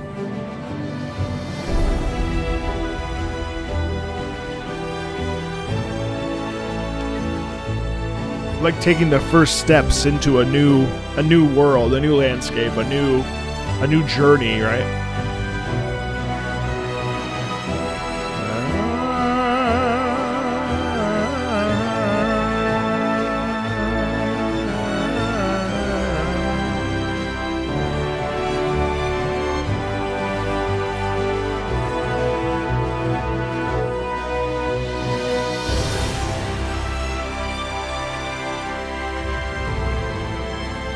Gorgeous strings too. Oh, and then it pulls back as if to say the journey is still continuing. What's going to happen? Oh, there's the resolution. On harmonica of all things. Huh. Gorgeous kind of slowing down too. Theme of colonization. Yeah, I guess so. Wow. Yeah, I mean, I gotta say, like, you know, for all Ubisoft's mistakes and problems and shit that Ubisoft has that related to it, I definitely think that in the music department, they do tend to do pretty well. Overall, I mean, not everything is perfect, and some things are a little bit too in one direction or another, kind of like their games are. But you know, I'm rarely disappointed with music of Ubisoft. It's just a shame that most things that I cover when I talk about Ubisoft do get claimed because of this, that, and the other. It's such a big... At this point, it feels much less of like a gaming company and more of a corporation, which it is. And it's kind of a disappointment. I don't need them to be like a AA publisher. I just need them to like not be, you know, they feel very player unfriendly. And they certainly seem YouTube unfriendly as well, which is kind of a bummer because I really do mean Ezio's Family. Like, it's one of my most beloved video game tracks that I love. And I mean, I've had such meaningful experiences with Ubisoft games, and I still am like a diehard Assassin's Creed apologist, and I will be for Shadows as well. Like, I'm going to play it, and you know, whether or not I stop halfway, like, that remains to be seen. But I don't think I've finished a Ubisoft game since Unity, and I love Unity, and like Unity was the beginning of like, hey, maybe we don't ship out shit ass busted games. Maybe we fix them before they release, you know. And I you know, but even the way that they handled Rainbow Six, I thought was really good. You know, they did Operation Health, went in, kind of kickstarted the whole thing to make sure it functioned. I mean, I have like 600-ish hours, 530 to 600, I can't remember, in Rainbow Six Siege. So like, I'm no like Ubisoft, like, you know, I know that they've been sort of under the wire lately and really getting hammered left and right from all sorts of folks, whether it's, you know, whether or not it's because they have fucking watermelons during the time of the cherry blossoms or because of Yasuke or whatever. Like, it's all more or less just like minuscule bullshit, just dogpiling on them. And it's like, you know, do they have a good reason to not for those reasons personally. There are other reasons to dogpile on Ubisoft that are not related to these sort of things. You know, I mean, bloat and every game basically being like a spin-off of another game. Like, okay, bro, just like chill out. Just make a video game. You know, quadruple A pirate game that is absolute ass. Like, I mean, just, bro, they definitely need to come to Jesus. And I hope Assassin's Creed Shadows is good, but at the same time, like, I kind of want Ubisoft to be like, hey, you know, maybe we get rid of our absolute shit ass launcher and put everything back on Steam for one, so that people that want to play it don't need to remember 18. I mean, all these games, you know, this is a separate discussion. Anyway, sorry, I have a lot of history with Assassin's Creed and with Ubisoft, but it's just like, bro, like even Rainbow Six. I mean, I would still play it if it didn't become such like a boxy esports, like everything was esports. It's like, dude, just keep the. Why this is a house? Why does it look like a fucking like 4-bedroom, like a 4-walled apartment? Just make it a house. It was so much more interesting when it was a house. Instead, now it's like everything's boxy. What the fuck? Anyway, I feel really, yeah. So all that being said, when I played Assassin's Creed 2, 3, Assassin's Creed 2 and Brotherhood, I played them in Italian. Back when that was even an option. I don't think it's even an option anymore. And it was an incredible experience, and it's one of the best gaming experiences I've ever had. I have such a love in my heart for Ezio as a character. Played 3, played all of them. Anyway, unrelated to Anno 1800, but it triggered you thinking about Ubisoft music. Even For Honor I enjoyed. Like there's you know, a lot of people enjoyed For Honor. Like there's so many good games. You know, Watch Dogs, I just like, holy shit, you know, and like the AI stuff, and like I so badly want Ubisoft to not fail, but I so badly want Ubisoft to not be what it is, because it's shit. It's just a fact. I mean, subjectively, it's a fact. Like it's just a shit company, and my God, the profits forward mentality. Yeah. Anyway, sorry. Anyway. Like even Avatar, I mean, like what a labor of love. Like I played it for about 5-6 hours, and like, you know, I love Massive. Like I love the Division and the Division 2. Love them. I love the Division, but it's just yeah. Anyway, Anno 1800 though, that was gorgeous. Makes sense. It's a beautiful theme. It's really beautiful stuff. All right. Baruski, Roger and Clank. Have I played through Final Fantasy VII Rebirth? No. I started it. I got myself a little bit some nostalgia tears, and then I played for about 20 more hours, and then I decided that I didn't want to. I'm really not a fan of the remakes. Personally, I like the original as it is. I really think that they're incredible works of art. The remakes, they're incredibly well made. They're incredibly well crafted. I just don't. I don't really care for them. Very much. I prefer the condensed version of the story from the original, and the music's good. But I'm also not really crazy about all the different remixes and rearrangements. It's just it's weird. I know it comes up with some folks don't necessarily like that perspective, but that's my perspective on Final Fantasy VII's remakes. I just don't like them. Yeah. That said, I mean, I think like a no one. I don't think anybody could deny. Now that you're asking me about Final Fantasy VII, like I don't think anybody would deny that it's. And if they do deny it, I think that they're wrong. That for someone to say that, it's like not well made, that would be ridiculous. It's a very well made and produced, like game experience. And for those that like it, like I'm really happy they like it. I just don't. I just don't. I do like the Keiki Kobayashi piece in it, but again, Keiki Kobayashi, the Valkyrie piece, sounds more like it's in Ace Combat. It's just an Ace Combat track in Final Fantasy VII. I think it's incredible because they have all these astoundingly good composers, and it's not to say that the remixes are bad, because I have listened to the albums that are available to purchase on Apple Music. But even like Aerith's theme, like I just like it. There, you know, I just prefer the OG version, and like the Genova theme. I don't know. I've really struggled with Final Fantasy VII, because I know it's you know, yeah. I feel like people look at you like you have 5 heads if you don't like it, but I can't do it. Like if they do something similar to Final Fantasy 9, I'll be so pissed because like Final Fantasy 9 is my favorite game probably ever made. I actively replay it like every couple years. So if it like turns into this like I don't need all the extra dialogue. Like I just like clean it up, make it look good, polish it, send it off. You know what I mean? Like I don't want Vivi to be voiced. Like I don't need voices even. Like I don't need a cast of, I don't know. Like I'm super weird about this stuff though. I've come to realize that like, you know, I think a lot of people, not to go on a tangent about voiceover, since I technically am a voice actor, like, and I do get auditions and stuff, like, I would actually prefer it if, I don't think that voiceover actually adds a premium.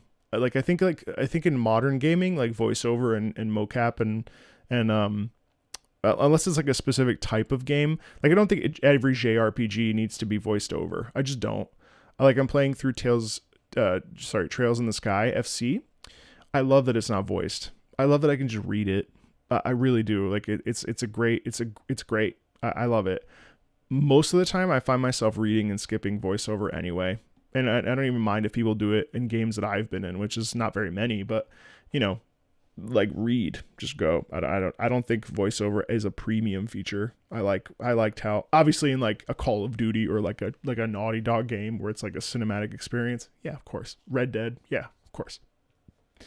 Like cutscenes, yeah, but in general, I tend to prefer. I don't think voiceover necessarily. I mean, I think it adds, but I don't think like not having voiceover detracts from it in any way. I see this a lot in the gacha communities where it's like, especially right now with the strike with Genshin, like people are really upset that there's no voiceover. It's like, just read it. I don't know. It doesn't bother me. But that's just me again, but I'm also like an older gamer, so yeah, no, Baldur's Gate 3 made great use of acting. I'm not against it. I just don't necessarily need it. The latest Pokemon game having no voiceover is so jarring it's awful.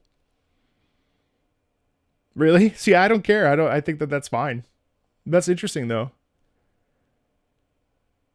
I know you love Trails.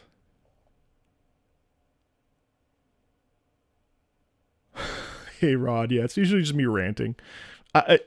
Anyway, that kind of came up. Have you heard any pieces of the Destiny soundtrack? 1,000,000%. There's tons of them on the channel. I don't talk about Destiny anymore, and I don't play Destiny anymore, but there's quite a bit of it on the channel. So there's definitely a ton. I had like 600 hours in Destiny. Against my better judgment half the time.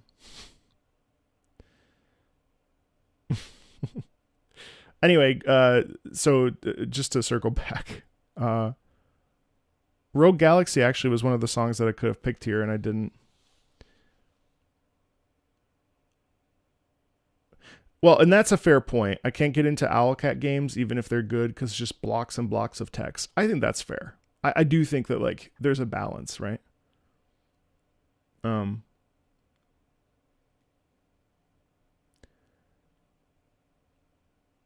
There's the problem with Pokemon having no voice acting is that they had moments where characters try to sing, but it's just text and it's so awkward.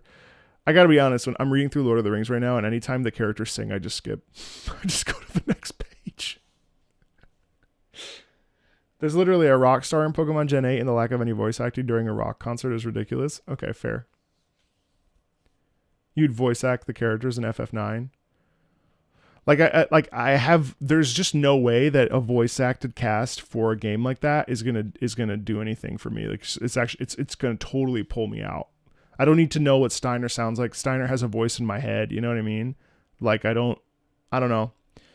But the Final Fantasy question is an interesting one, and thank you for bringing it up. I feel like I'm a pretty big Final Fantasy fan. In fact, the more the channel has sort of evolved, the more I realized that like my fundamental like times as a child were not that many. I mean, I think most kids didn't have a lot of games, right?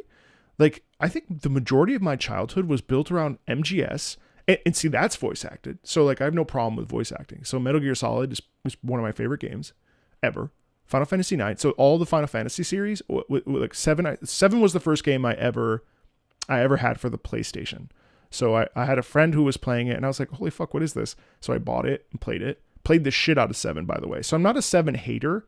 I got Knights of the Round Table, beat Bizarro, Sephiroth, first go. Like Black Chocobo, Blue Chocobo, all the Chocobos. I did everything. But so like it's interesting though, because I actually feel like one of the reasons I like these streams is that there's just so much music I've never heard. And there's just so much music in general. Like that's why I ask for community suggestions a lot in my community posts, because like everyone knows more about video games than I do, which is weird because I've been playing video games basically every day for 30 years. Where have I been? I don't know what I've played. I've just not played a lot of games. I don't like it's crazy.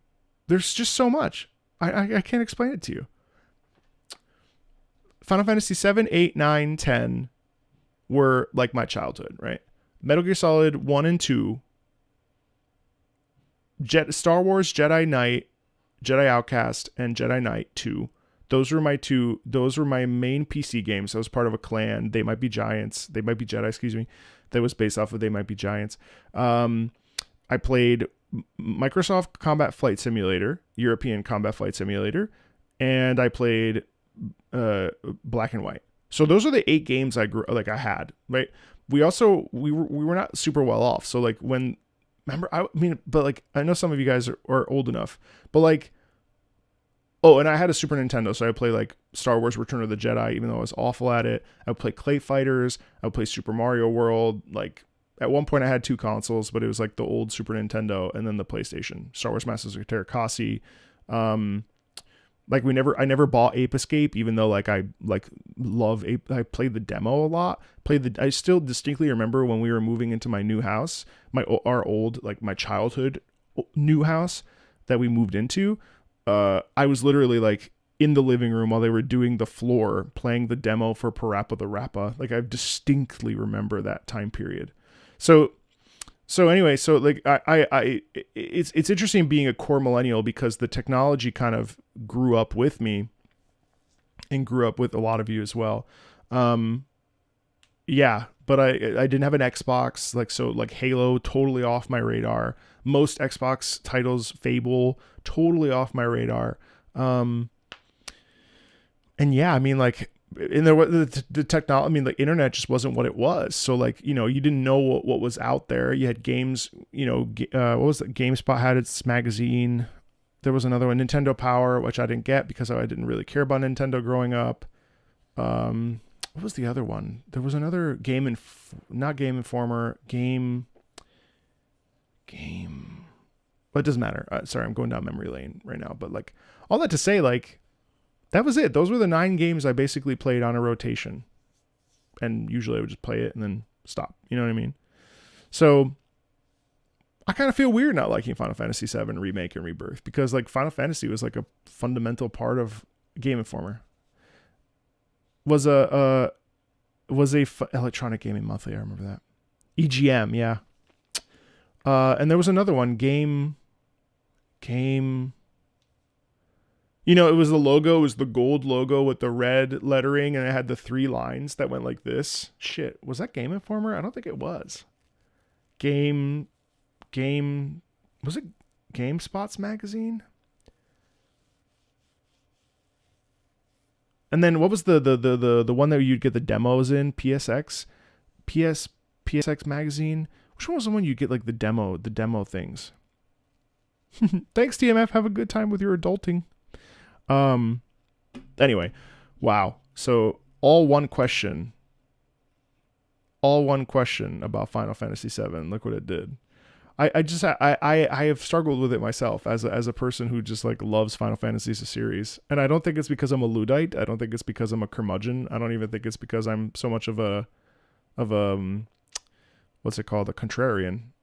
PlayStation Monthly. Yes. My God. I loved that magazine. PlayStation Underground. Yes. But we couldn't afford that stuff. So it's not like I got it all the time, Played a little bit of Tomb Raider. Anyway, all that to say, like, Yeah, I don't really like Final Fantasy VII, the remakes, because I watched a playthrough of the original while on the treadmill, like 12 hours, and I was like, holy fuck, like this is what I was playing. Final Fantasy VII is so rich. Like Final Fantasy VII, the OG, is so well made. Hey, Rendosu.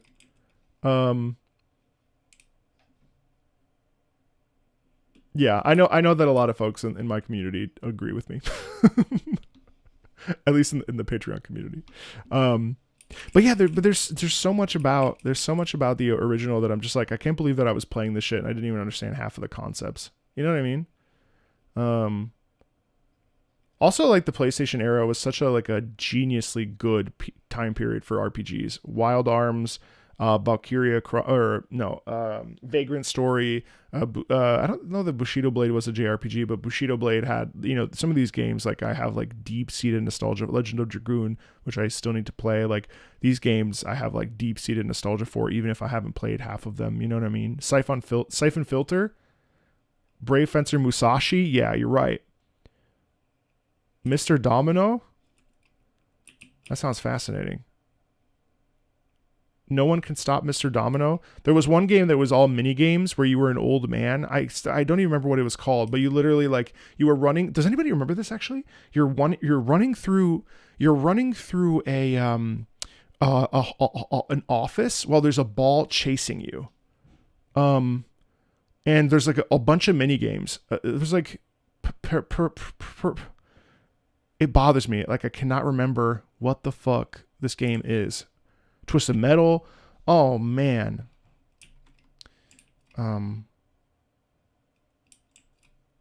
What's up, Redcar? It's your birthday tomorrow. I know I gotta sing you happy birthday. I don't think we've gotten to your song yet. Oh no, but we're gonna, well, now that you're here, we can take care of it.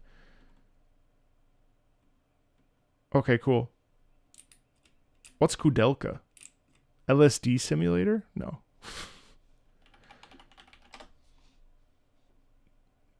Kudelka. Look at this PlayStation game. Yeah. Then, I was thinking about Parasite Eve. Like, I thought that they were going to possibly announce a Parasite Eve remake or remaster. Incredible Crisis?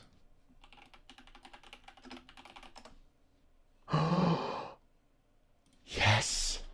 Oh my God. Thank you. Oh my God. Yes. Yes. Yes. Yes. Yes. Yes. Oh my God. I didn't remember this. Yes. Incredible Crisis. Oh my God, dude. Thank you so much. It's been bothering me for years. Oh my God. Look at this game.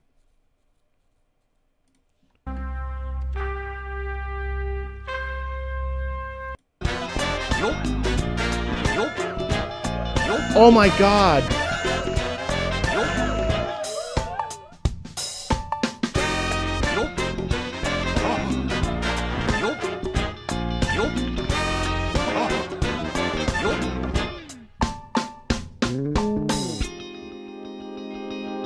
It was so weird.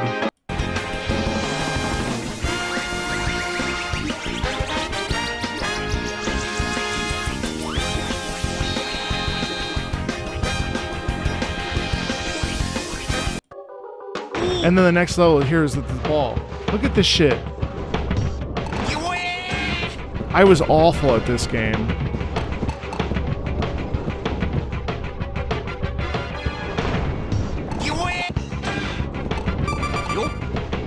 I was so bad.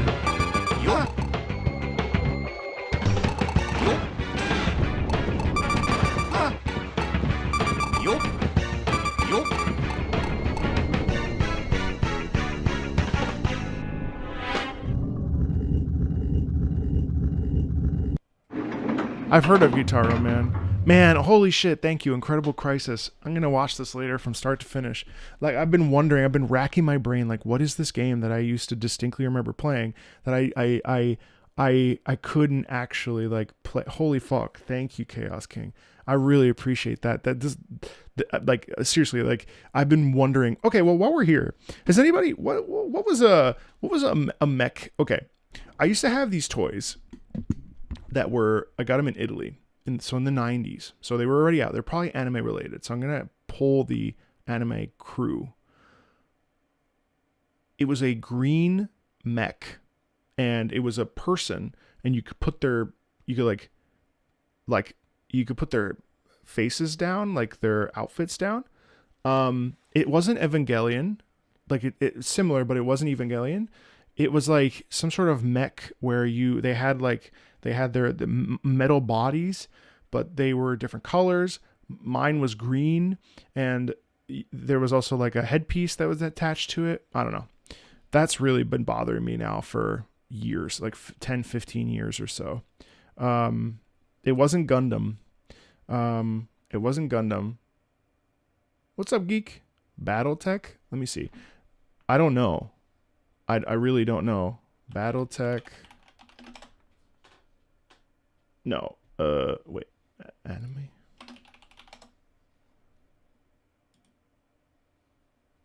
No, it wasn't this. Headliners? Unless it was just some like generic like... Oops, anime. No.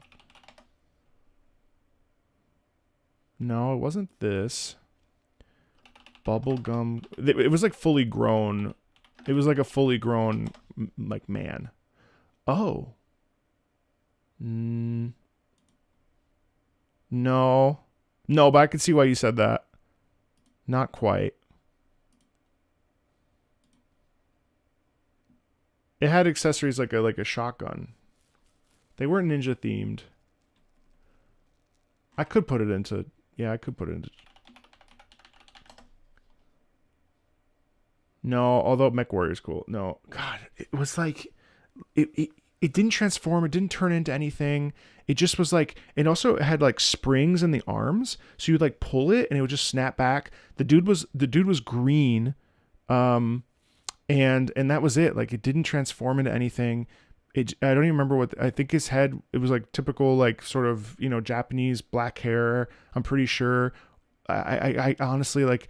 I have like just a faint visual memory of it, but I don't know. I had him when I was in Italy when I was like 4. So it's probably... What's P-N-O-3? Oh my God, dude. No, I think you're right. I think it might be Ronin. Because it looked like a Ronin. Now that I'm thinking about it. Wait. Oh my God, I think you're right. Yes! Was it this? Wait, hold on. Maybe? Oh, it looks like this. It might be this. Maybe?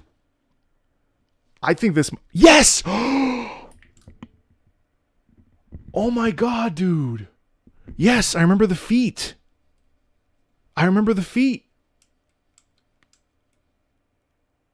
Yes. Yes. Oh my God.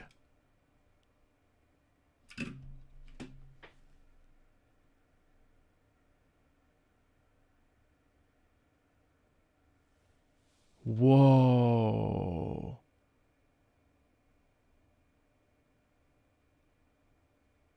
Yes.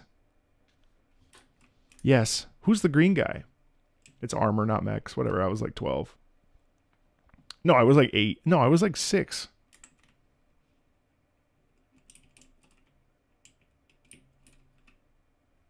Ronin Warriors. Yeah, no, this makes this feels right. Yeah. I mean, I don't remember this. I don't remember him being blonde, but whatever. I was also like literally 6 years old. Yes. Yes. Yeah. Wow. Ronin Warriors toys. Yep. Yeah, it was definitely this. I remember the feet distinctly. Yes. So I must have never taken the mask off. Holy shit. I'm so sorry. I know this is not related to video games at all, but like this has been... We talked about Incredible Crisis and then it just like triggered something inside of me. Yeah, this feels right. Yeah. Wow. Okay. Since Saya is men version of Sailor Moon, they called him Sage.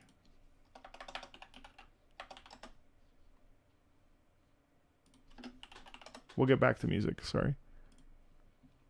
Yeah. Were they metal? Like, did they have how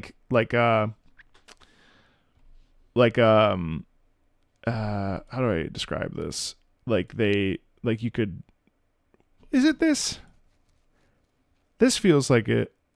Maybe, I don't know. I think this is right. This looks pretty familiar.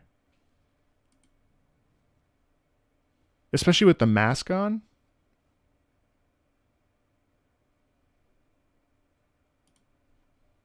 I think so.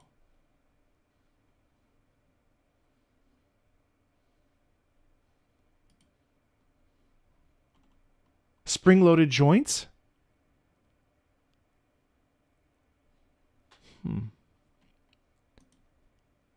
Well, I don't remember being able to take off his stuff, but I remember distinctly... Hold on. Okay, well, this is the miniature, so it's not this.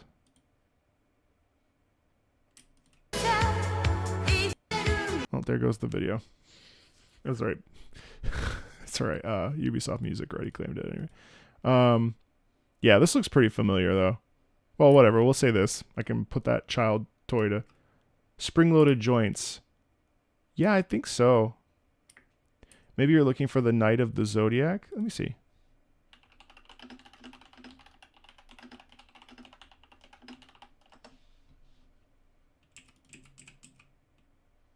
No. It's not these.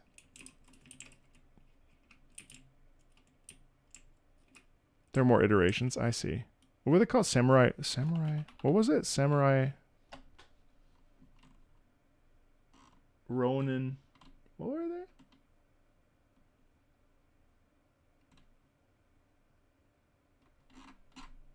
Knights of the Zodiac. Yeah. Ronin Warriors. That's what it was. Oh, I feel like... This feels so familiar to me. Especially the feet. But again, I was like 6. So what the fuck do I have no idea. I don't have no idea how my brain interprets it. But this definitely looks like my like childhood toy. I can't remember the face very well though. But I remember the body being like this. Especially here. The boots. I'm looking into your childhood. We're looking into my childhood too. It's crazy. Oh boy. I also remember this guy. $167. I also remember this guy. Because the joints, you could pull them and they had springs in them. Huh. Yeah. Jeez. I don't remember taking off their helmets, though. Look up the old Saint Seiya toys. Look up Shiryu.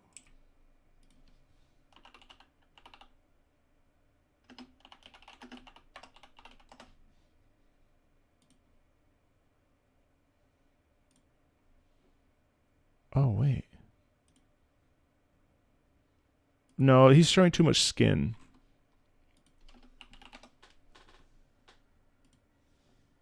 No, it's definitely not this. Too much skin. Although, hold on. No. Nope. Not this one. Oh, this one transforms, though. Although, maybe it's... Oh my god, I've been a weeb this whole time, guys. I had no idea. Holy fuck. Ronin Warriors was an anime I used to watch and constantly mixed it with Knights of the Zodiac. Yeah, I could see why. Although this... Yeah, no, it's not... No, it's not this. Although it looks so fucking similar. It's crazy. Although this one transforms. The god in the east, worshipped by the Taoists. I mean, don't get me wrong. Still looks cool. Yeah, who knows? Anyway, thank you for that. That was really...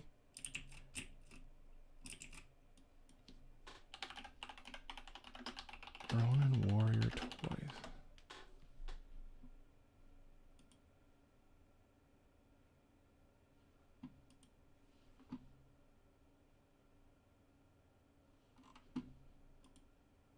Definitely wasn't these guys. Oh, wait.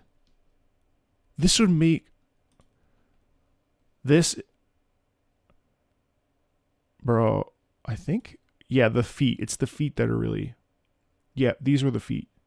But I don't know if it was this guy, because I don't remember what his face looked like. But he also was more green. Oh wait, it's right here. Yep, it's this one.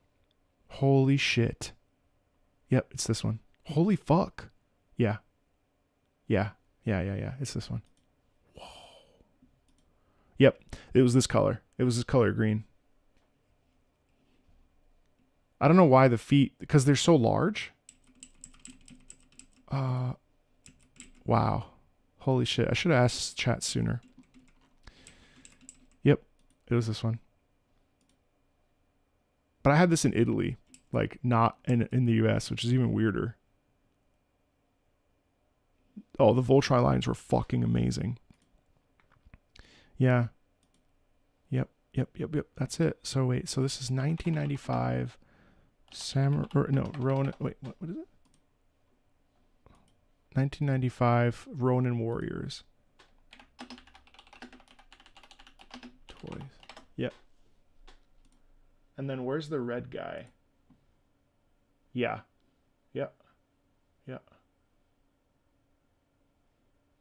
The red one is this one's darker. Yeah. I don't know if they're yeah, dude, this looks so familiar. That's crazy.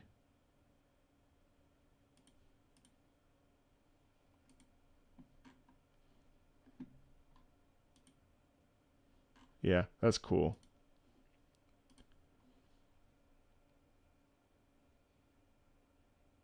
It was definitely this dude.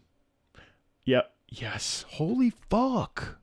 Dias Dark Warlord. This was the toy of my childhood that I literally could not. I've been trying to figure out what this thing was for like half of my life. Isn't that weird? Assuming that these are springs so you could pull them. That's it. I didn't have these parts. I lost them. And yeah, I bet you. Yeah. Wow. I know. $23. I could buy it now. Wow. So that's Dark Warlord, Ronin Warriors, Dark Warlord.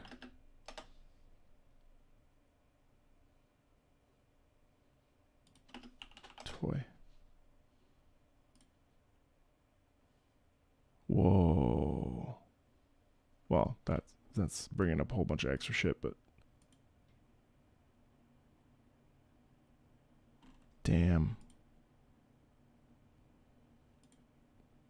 shit. Now I want to watch the show. Anyway, neither here nor there, but thank you for unlocking that for me. That's amazing.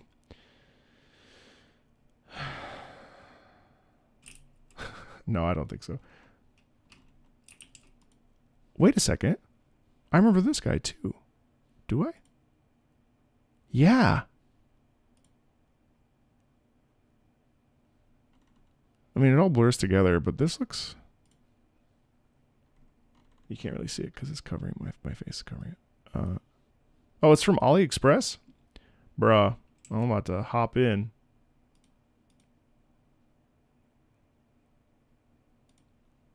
This looks really familiar. This the whole thing on the back and stuff. Who knows what kind of toys I had? I wish I had the videos still. Yeah. I think it's because my cousin was really into DBZ and like anime stuff. And I just didn't know about it, right? So like, yeah, this dude is definitely it. 487. Yeah, this is it. That's crazy.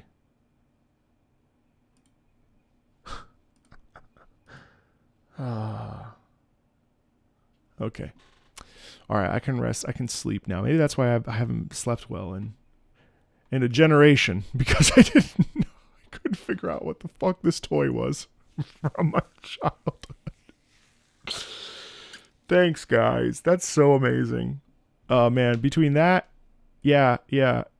Yeah, it's definitely this. This looks like the kind of quality that you would have had. You know, just like I definitely didn't have the headpiece though. Yeah. That's absurd.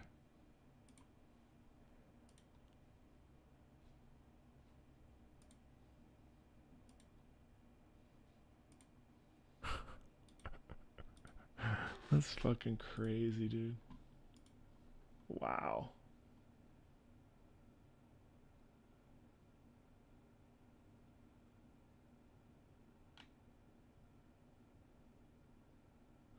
All right, let's get back to what we were doing. No, I haven't finished Free Run. I have. I'm on episodes 20 and 21. They'll be uploaded on. They'll be uploaded to Patreon on Saturday. Okay, so anyway, sorry about that. That was so much fun. We we are on Ratchet and Clank Nebula G34 Blarg Station Stereo Remake.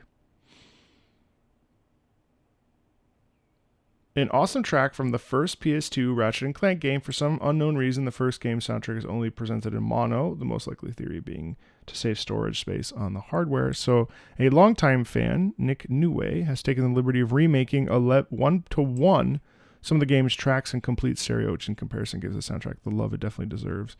Super catchy and funky all around. In stereo, the bass and percussion definitely stand out as much more. Hope you enjoy. Cool, let's listen. I don't know very much. I don't know Ratchet and Clank very well, so...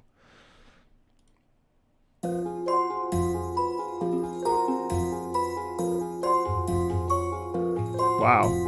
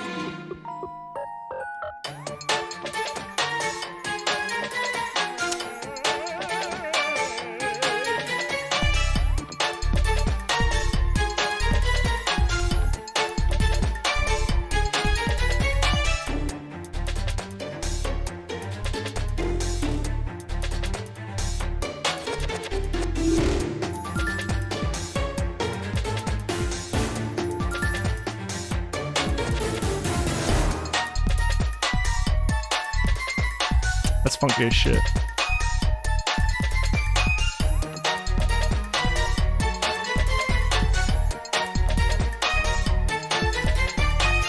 Hey guys, welcome in.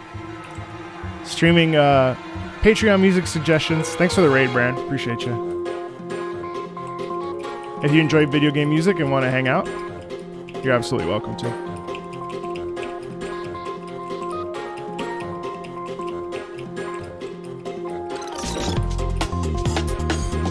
I just can't, I mean, to turn a mono track into stereo and do it faithfully, it's absolutely insane.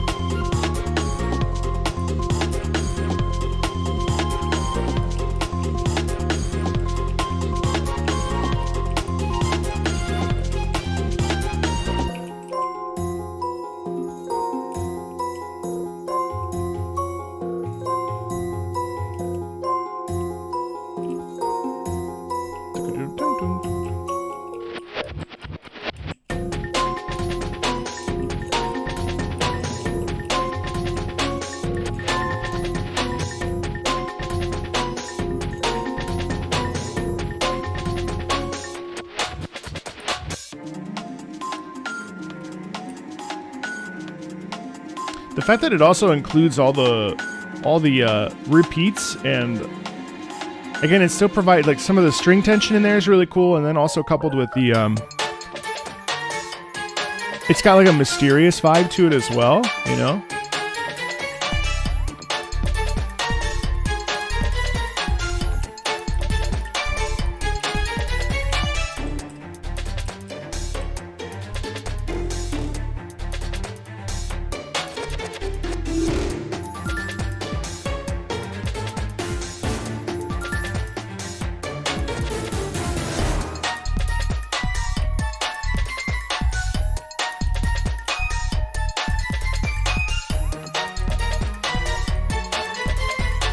I love the bass in here too. It's really good.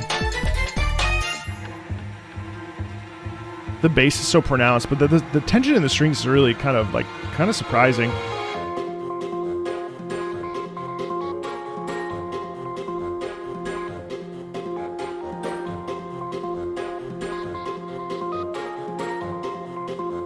So the soundtrack is supposed to sound like it's like nuts and bolts, kind of.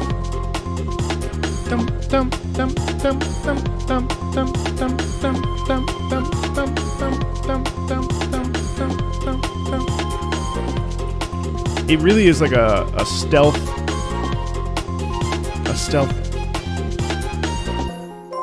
Yeah, it's got like a stealth theme element to it, which is also really interesting. Obviously, it probably does take place at night, but also the fact that we're like rolling around and kind of trying to avoid being seen, and there's probably like a bunch of massive enemies, and I can kind of picture Ratchet and Clank just kind of navigating this Blarg station, and seriously, like for Nick, like what a fantastic job of remastering something that was in mono, turning it into stereo and kind of elevating it ever so slightly is incredibly cool. I still, honestly, guys, I still am sort of like just blown away that the weebs helped me today. The weebs really, they deserve a place in society for not just for helping me, but in general, but for helping me tap into a childhood toy of all things that I just never would have considered even possibility that I would know what that childhood toy was. So I'm just like happy. And that game, Incredible Crisis, like holy shit. It's so funny. Like I think do we think that the PlayStation 2? I feel like the PlayStation 2 era is probably like I don't think. You say that like you're not a weeb? Me? You think I'm a fucking weeb? You think I'm a fucking weeb? I'm not a weeb. I think that the PS2 era is like fascinating, isn't it? Like I know that I don't think we've really left a golden age of gaming. I think that gaming right now is just like at a point in its time when.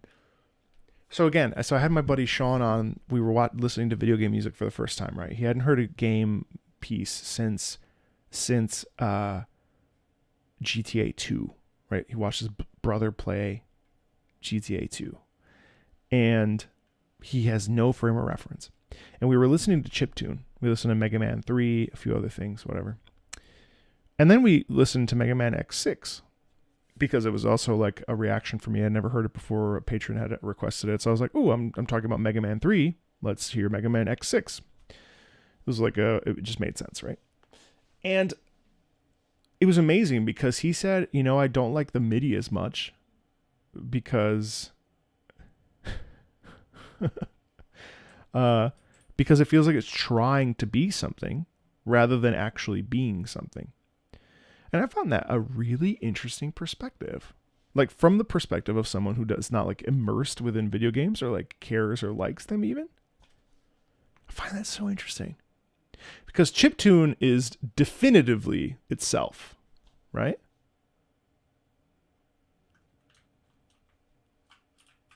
Whereas MIDI is trying to be real instruments. Unless it's using synth. I'm generalizing, of course, right? I liked the Eggman Land theme, but not as much as the others of that game. In fact, all the Eggman stuff didn't hit me as much as the day, night, and themes for all things. That soundtrack is like a solid 9 out of 10.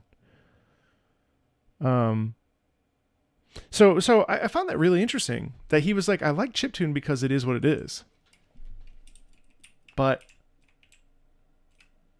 yeah, I don't know. I found that really interesting.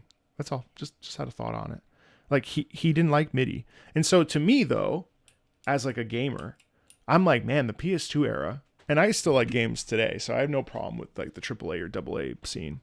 Like there are issues, I think there are money issues more than anything, and like greed and all the things that kind of happen when money becomes too much of a picture, right? But like that is your favorite theme in Unleashed. I won't yuck your yum. I should play that little section again. I was too busy trying not to die. But yeah, but like the PS2 era to me feels like such gaming, like PS2, Xbox, like Nintendo 64 into like Wii, that like corner, like, you know what I mean? Like, damn. Such a good time period. The PS2 especially just has so many gems on it. So does PS1, especially RPGs, but PS2 just like anyway. AC was PS3, by the way. Yeah, Deus Ex is a game that I've never heard anything about. Like, I mean, I've heard like a couple themes from the latest Deus Ex, but I've never heard anything from like old school Deus Ex. Anyway, okay, let's keep going.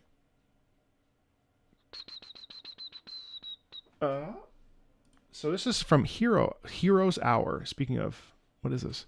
Hero's Hour. Oh, yes, we talked about this. Hero's Hour, Lament. This is, as requested, here's some more Hero Hour. That's right. This time around, the music is that represents the faction equivalent to Warlock Dungeon from Heroes of... Oh, this is... Okay, yes. The music that represents the faction equivalent to Warlock's Dungeon from Heroes of Might and Magic, an alliance of cave-dwelling creatures.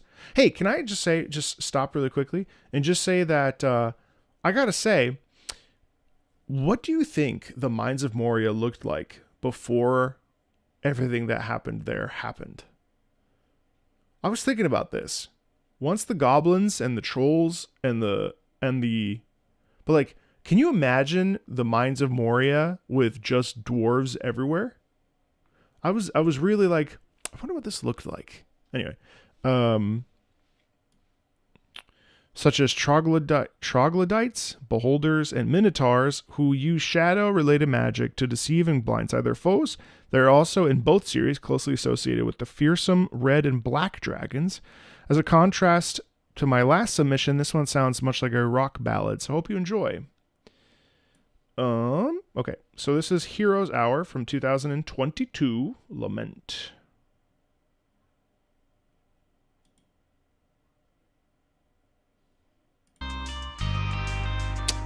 Oh yeah, Hero's Hour. Thank you. Yes.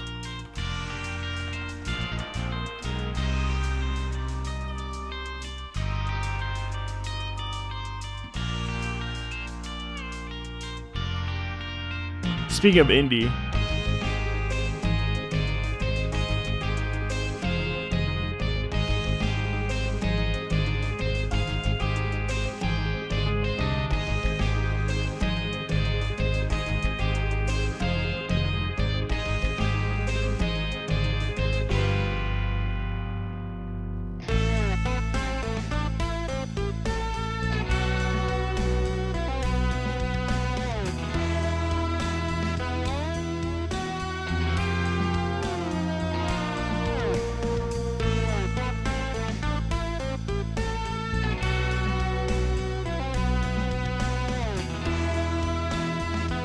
you missed a lot, actually.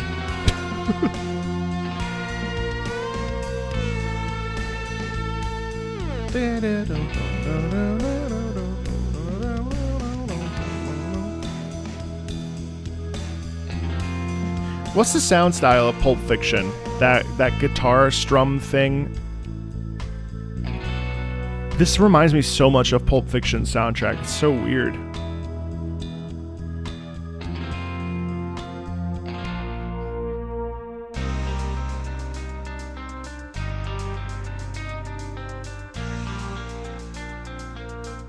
I love that arpeggiation right there. Da da da da ya da do do da do da da da da do da do da. That's so much fun.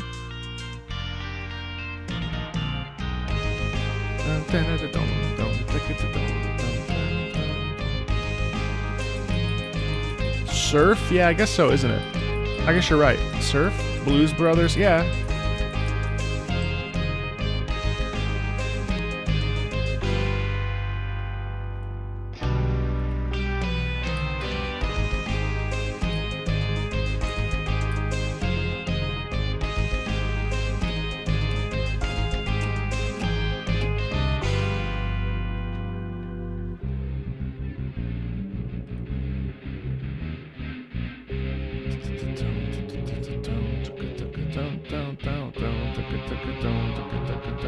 70s style progressive rock, I guess would be close, yeah.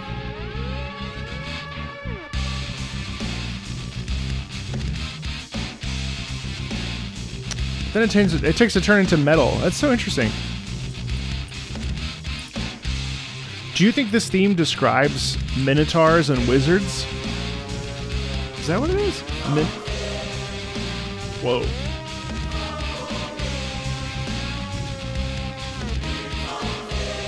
That does.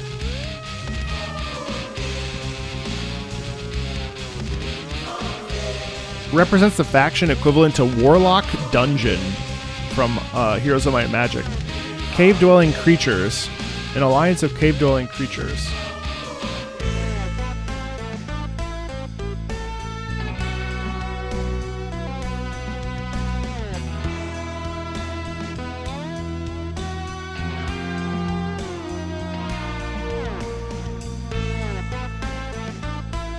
Do any of you use a Secret Labs chair, by the way?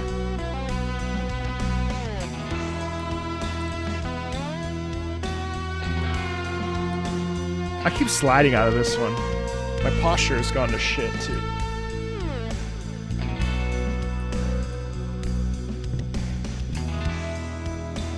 Yeah, it's that guitar strum, right? You do? How bad is it on your back?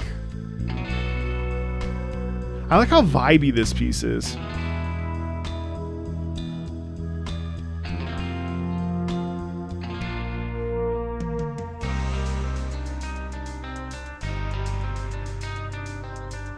There's your Lament right there.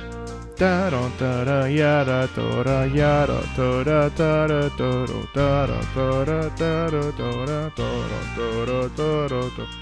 sounds like something else too.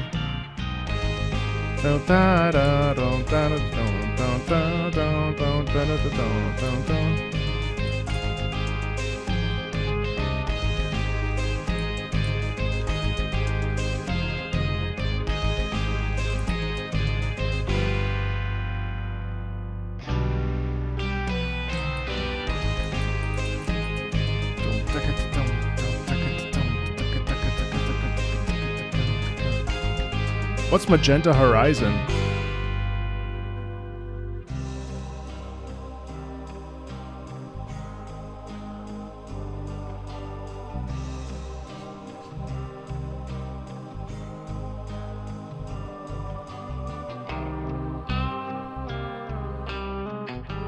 I appreciate that even though there's a double loop, the second pass actually has a natural resolution and ending.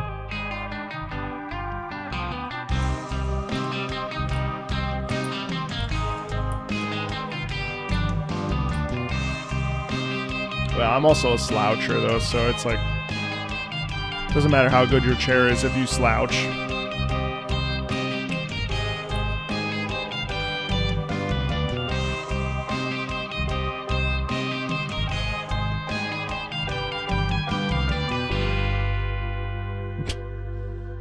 Gangster's Paradise. Yeah, I didn't hate that. I think the Lament part is actually my favorite part. The somber quality in that is really good. I think I like the first piece more, though I can't. Decay, I think, was the one, if I recall correctly. It's interesting how that to me, like, on the one hand does describe like the impetus or like the forward commitment to, you know, I don't know. It's so interesting though. Actually, no, that's not true. It's like, how do you, so we created a theme around a race or underground dwelling characters, right? Like a race of underground dwellers, but it doesn't necessarily, it actually feels more like they're emerging out of the ground rather than being stuck in the ground, if that makes sense. Like they feel like they're like rising up to like meet the earth or like meet the challenge or something, right? Like it actually feels like a pretty motivational piece. But there is some sadness in it, which I really like too. I mean, it's cool. I'd like to hear more from this. Your massage therapist tells you that you have never truly learned how to relax in your life.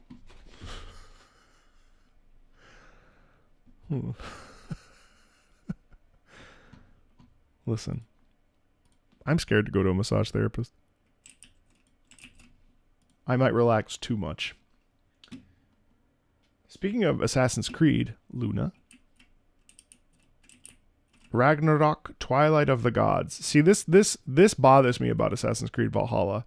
Because on the one hand, the Valhalla sections are really cool. But on the other sections, oh, I see. But on the other section, I'm like, oh my God, bro, this game is like 200 fucking hours. It's all the same shit.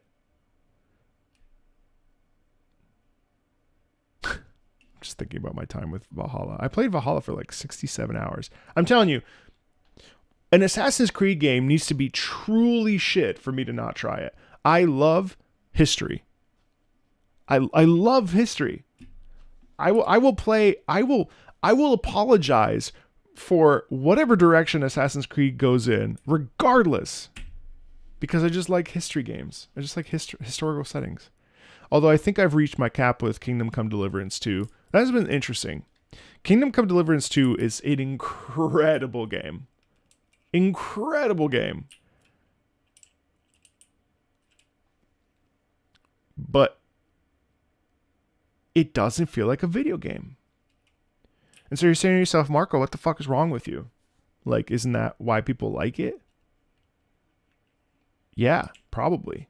They like it because it's, I mean, good storytelling, pretty much unlimited freedom, explore a beautiful world of Bohemia, historical, accurate. And yet, I find that every time I play it, I want to do the video game thing instead of the real life thing. So if like someone's blocking my path to get to where I want to get to, if there's someone blocking the prison door entrance, I just stab that guy. Probably not the right way to do it. I also had to like mod in unlimited saves because like sleeping or brewing saviors, I couldn't be bothered to build the alchemy, to build up my alchemy to then get the stuff required, the potions required. I mean, the fact that they're in there though is incredible. Like the whole thing is a triumph. But in some ways, I still like Red Dead. I also prefer the setting of Red Dead. But Red Dead is way more video gamey than Kingdom Come Deliverance. So it's weird. Like I think that Kingdom Come Deliverance 2 should be nominated for Game of the Year. It's like such a polished, terrific experience. But I don't think it's an experience I want to keep playing after 20 hours. You know what I mean? I haven't figured out like as a side note to all this, like I sometimes I sit down and I'm like, what am I going to play? And I'm like, shit, maybe I don't play anything. Like what do I want to play? So I usually default to like Guild Wars 2. Been playing Lord of the Rings Online. Just trying to think about like what kind of games I actually like and love. And I'm in a Monster Hunter phase right now, obviously. With Wilds coming out, the hype around that for me is pretty big. But yeah, it's just so funny. Like there were some comments that I've seen that are like, well, Marco has the hottest takes or the wildest takes on like I don't really like platformers. Like I don't like Donkey Kong Country. I don't like Crash Bandicoot like at all. Mega Man is too difficult, but I could navigate that because Mega Man's Mega Man. But like it's interesting to me how I haven't found like sort of where I stand when it comes to like modern gaming, because I play so many games, but how many of those do I truly love? You know what I mean? It's interesting. Like I love Everhood. You ever played Everhood? Oh my God. I loved Everhood. The sequel's coming out this year in March. Oh my God, I can't wait. Custom battles. Oh my God, I can't wait. Custom like rhythm. It's going to be impossible to do, but like I love it. It's like a fighting game, but a rhythm game at the same time. So sometimes being an experiential gamer is hard because there's so many games that I end up like robbing myself of like allegiances to games. I don't know if anybody else feels that way. Yeah, you do. That's good.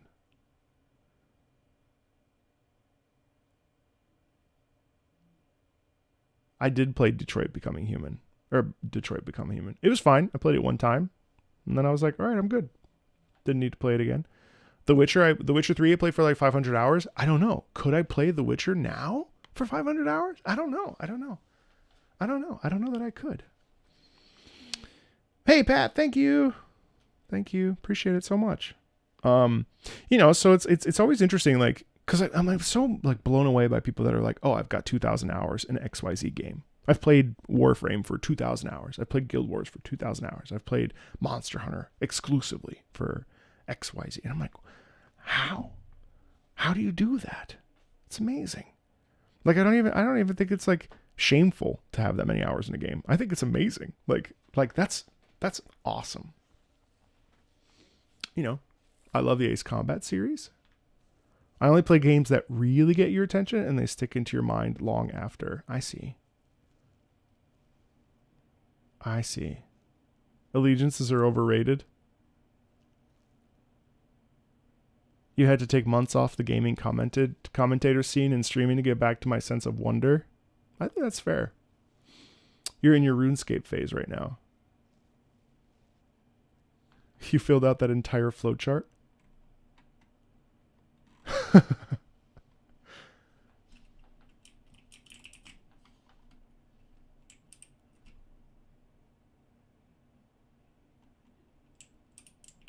You have more than 10,000 hours in Path of Exile? 2,000 hours is the tutorial for any. Yeah, I know. For Europa Universal is 4. Multiplayer ones are easier. Yeah, of course. You have 500-ish hours in RimWorld. I don't want to count how many hours I have in 14. Well, that's fair. I mean, I have like 600 hours in 14. Oh, no, it's probably like closer to 700 now. I think it's just our reverence for nostalgia that is making us believe a lot of us all had ubiquitous experiences with older staples in gaming. I have almost 200 hours in Euro Truck Simulator 2. I've got over 3,000 hours in Monster Hunter, but I've dropped it for times. I gave like seasons, like 3 months of my variant. Yeah.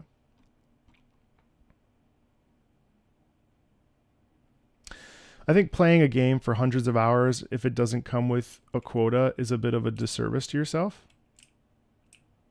Expand on that. 229 hours in the Euro Truck Sim? Yes, Guy. Everhood is an amazing game. Hey, Lucero, thank you. Yeah, no, Gears of War is actually on a recent video that's going to come out soon. Thank you for that. I played Arma 3 for 5,345 hours. Shit.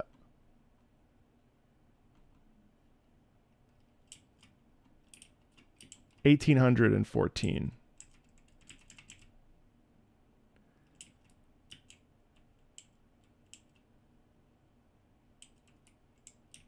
You have 5,000 hours in Final Fantasy 14.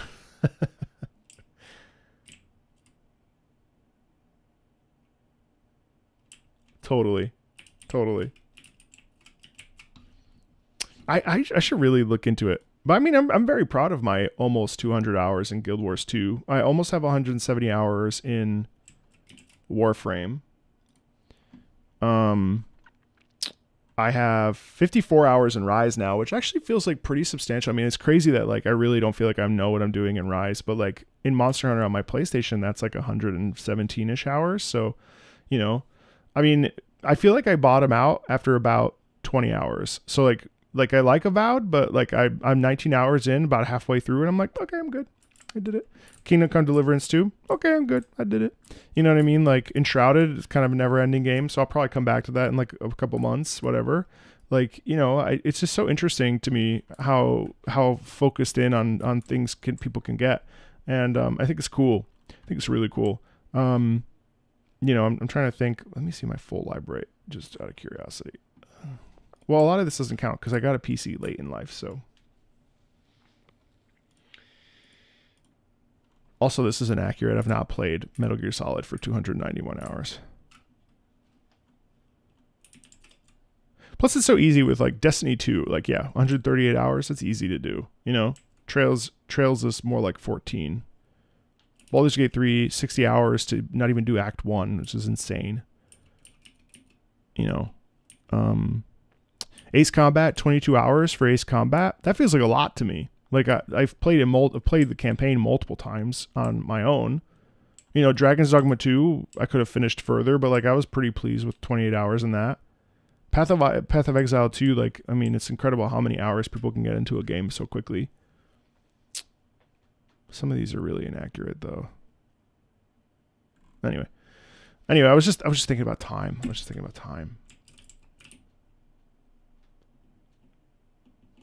I was actually, interestingly enough, I was thinking about even like how certain games, like they could be like 12-hour packages and they can be just as meaningful as like longer games. So like, let's look at my overview for. So check this out. This is so interesting to me. So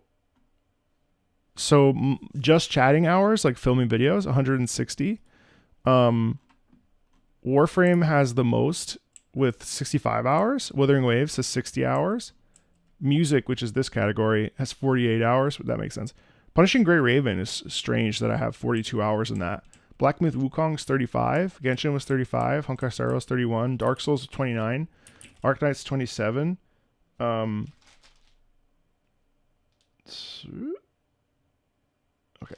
But it's so interesting seeing stats. Like Sonic Unleashed, I played that for 20 hours.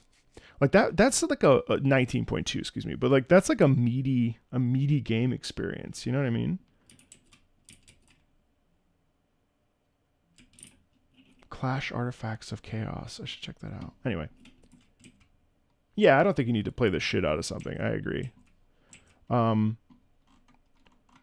even Castlevania yesterday, like I got started, I was like, got to the inverted castle and I was like, shoot, like, okay, I have to grind a little bit to level up. Now I didn't realize that the enemies have so much XP, so that'll make my experience when I play it on Saturday a lot easier. But like, it's just crazy how people in gaming and stuff, like, you know, it's just interesting how people like attach to certain games and stuff, you know, and what makes you like a part of a fan base. And like technically, you know, I was asking if I'm, because I played World, if I'm a Monster Hunter veteran, you know what I mean? And it's like, well, technically, yes. No, Slay the Princess. I really should. Yeah, I really should. Once my like probably 4 weeks of Monster Hunter die down, I'll definitely be playing every day for the week of release. But then subsequently, I'll probably slow down a little bit, like I tend to. I've heard great things about Slay the Princess. So, anyway, sorry, tangent. Oh no, I'm not supposed to apologize. That's right. Thank you, Luna. Okay. Speaking of old school RuneScape. Old school RuneScape, Isle of Serenity. I tried RuneScape, couldn't do it. Finally moving away from the Phantasy Star is a recent track for an island called Alderin that was added a few months ago. That is now my favorite area music of the game. Unreal Tournament. Oof. Hey Foxy, what's up? I miss Unreal Tournament.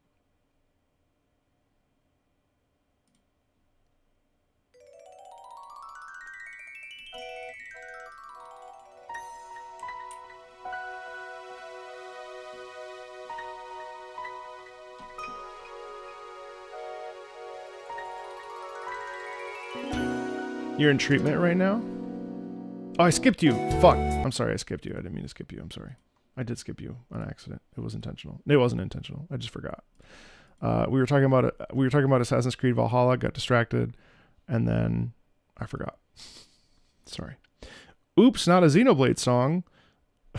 You made me go off on a tangent.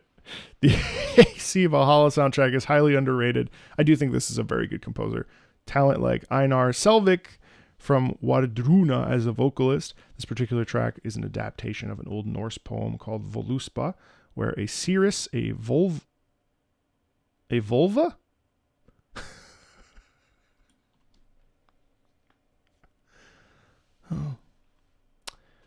A vulva, not a vulva, but a vulva, recites both the creation myth and the prophesizes the fate of the gods, the Ragnarok, the end of the world, and the birth of the next. This song's text as part of the latter half of the poem. The melody also reprises AC Valhalla's main theme and motif, which I really enjoyed. So, CC's on.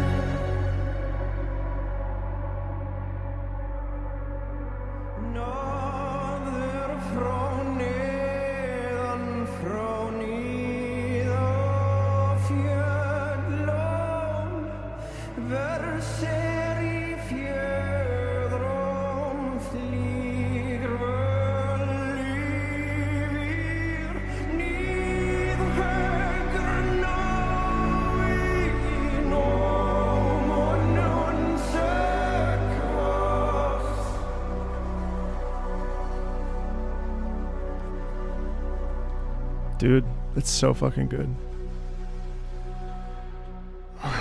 So good, dude. That is Vardruna, by the way.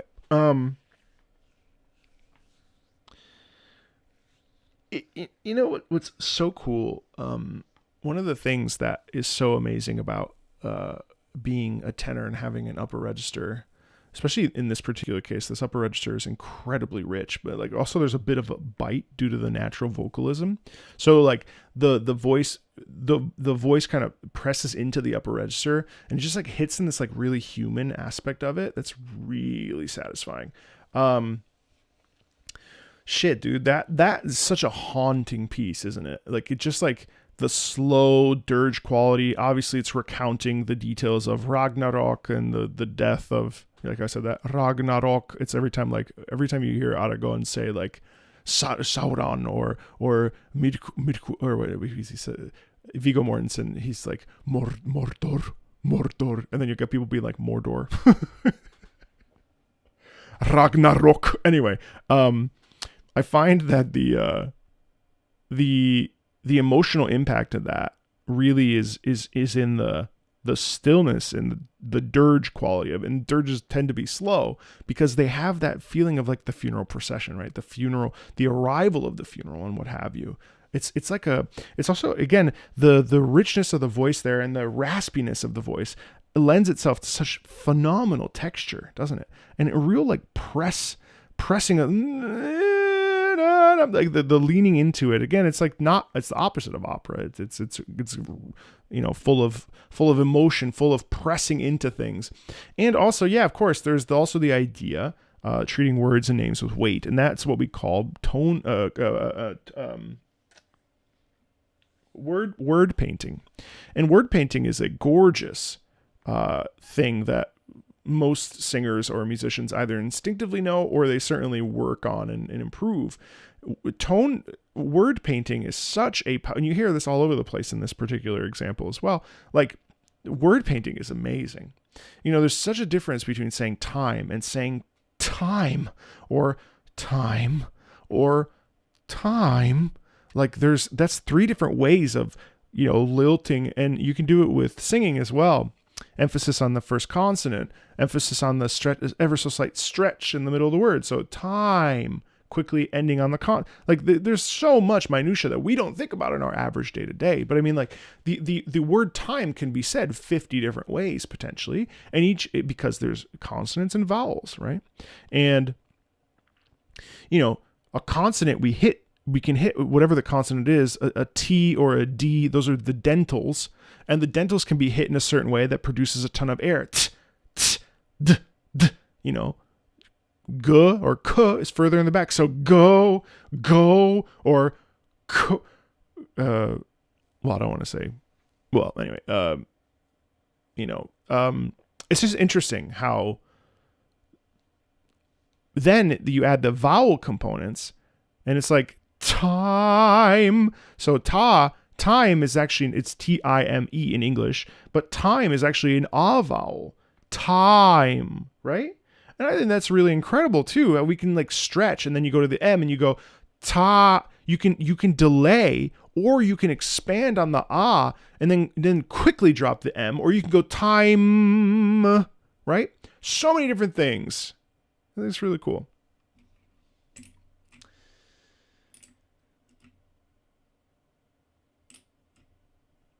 Yeah, you can. You can do anything. Anyway, that was amazing. Thank you very much for that track. And this is why, like, I always give Assassin's Creed the benefit of the doubt, because I think like the things around it are really good. You know, I'm curious to hear the Shadows soundtrack, and I think like Shadows has a lot up against it, going against it. I mean, we just had Ghost of Tsushima. Had Assassin's Creed created the Japanese aesthetic a lot earlier on, I think that the discussion around Assassin's Creed Shadows, plus the own reputation of Ubisoft to this point, I think it's really tough to follow a Ghost of Tsushima and not be directly compared to it.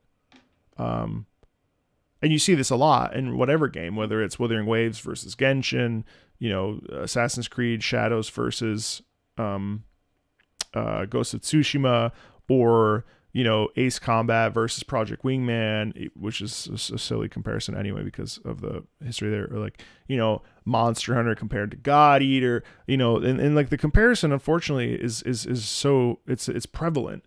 I do think that's definitely a disservice, but you know, it's tough to act, you know, it's tough to follow certain acts, you know.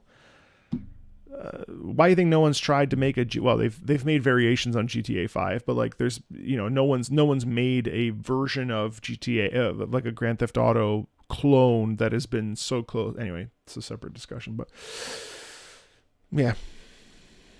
Why is Assassin's Creed and Ubisoft just come up a lot today? I apparently have a lot of feelings on the matter. All right, Fire Emblem Fates. So currently we're listening to Fire Emblem Three Houses. Thank you, of course, to Hydro, who is a patron who has donated quite a bit to have a full OST breakdown. At this point, there's only been 2. There's been Lenny, who did Maple Story. Someone was asking earlier. There is Maple Story on the channel, by the way. Thanks to Lenny. And then Hydro has asked for the entirety of the Three Houses soundtrack, which will continue on Monday. And Fire Emblem's got glorious music, and it's been really neat to listen to. Yeah, glorious music, and I need to listen to more. So Fire Emblem Fates. Shit, RuneScape. No, old school RuneScape. Old school RuneScape. Isle of Serenity. Oh, all right. I love an MMO, man. I love MMOs. Yeah, we've heard a bunch of Remnant 2 thanks to, I think, thanks to Bacon? Bacon and Grits? No, Basic Giraffe. Can't keep track of everybody. This is pretty. Speaking of Serenity.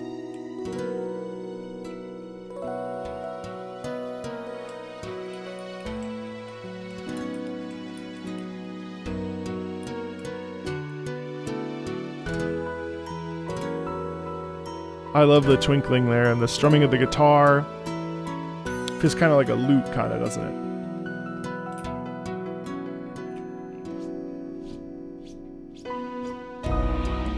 Wow.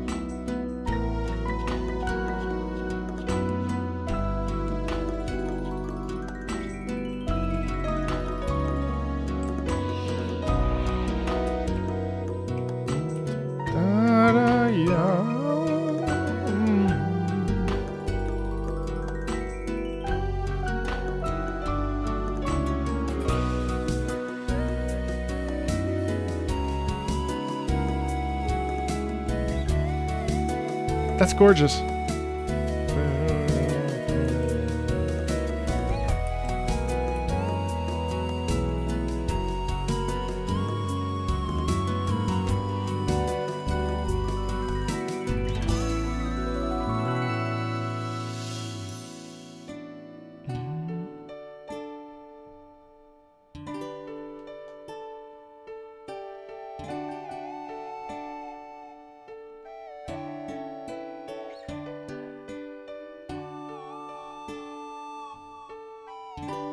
That is absolutely lovely.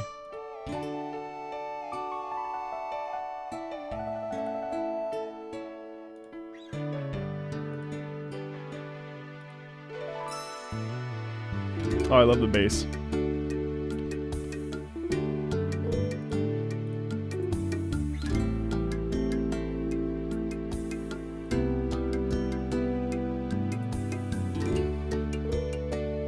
Oh, man.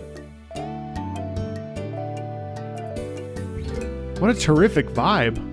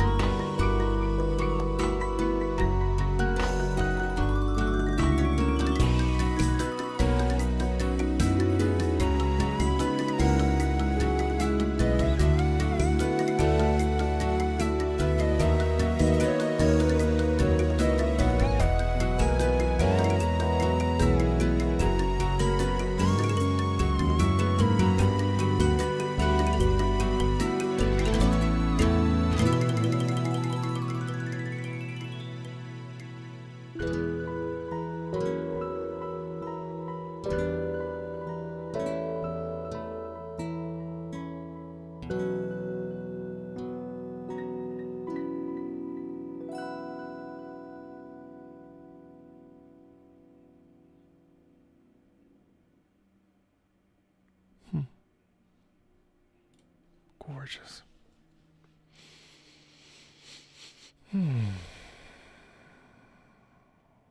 That is so nice. That is just so incredibly peaceful, isn't it? It's just like, it takes you on a trip, doesn't it? It really, really, really just lets you lean into the idea of like tranquility and peacefulness and like the feeling like life is gorgeous and beautiful and full of opportunity and possibility. Oof, I really liked that. Hey, Rindosu, are you here still?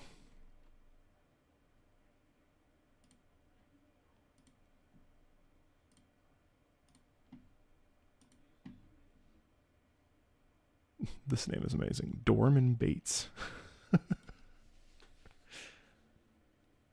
Okay, Rindosu might not be here, so I'm going to wait till tomorrow because that's technically their birthday. All right. Lost in the Waves, Fire Emblem Fates. What got lost in the waves? What is Fire Emblem Fates from? You are the ocean's great wave.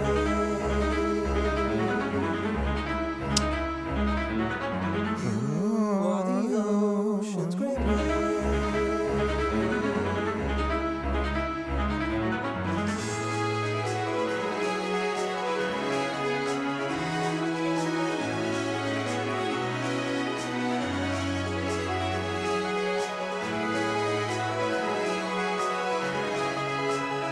Oh, I have this. Yeah.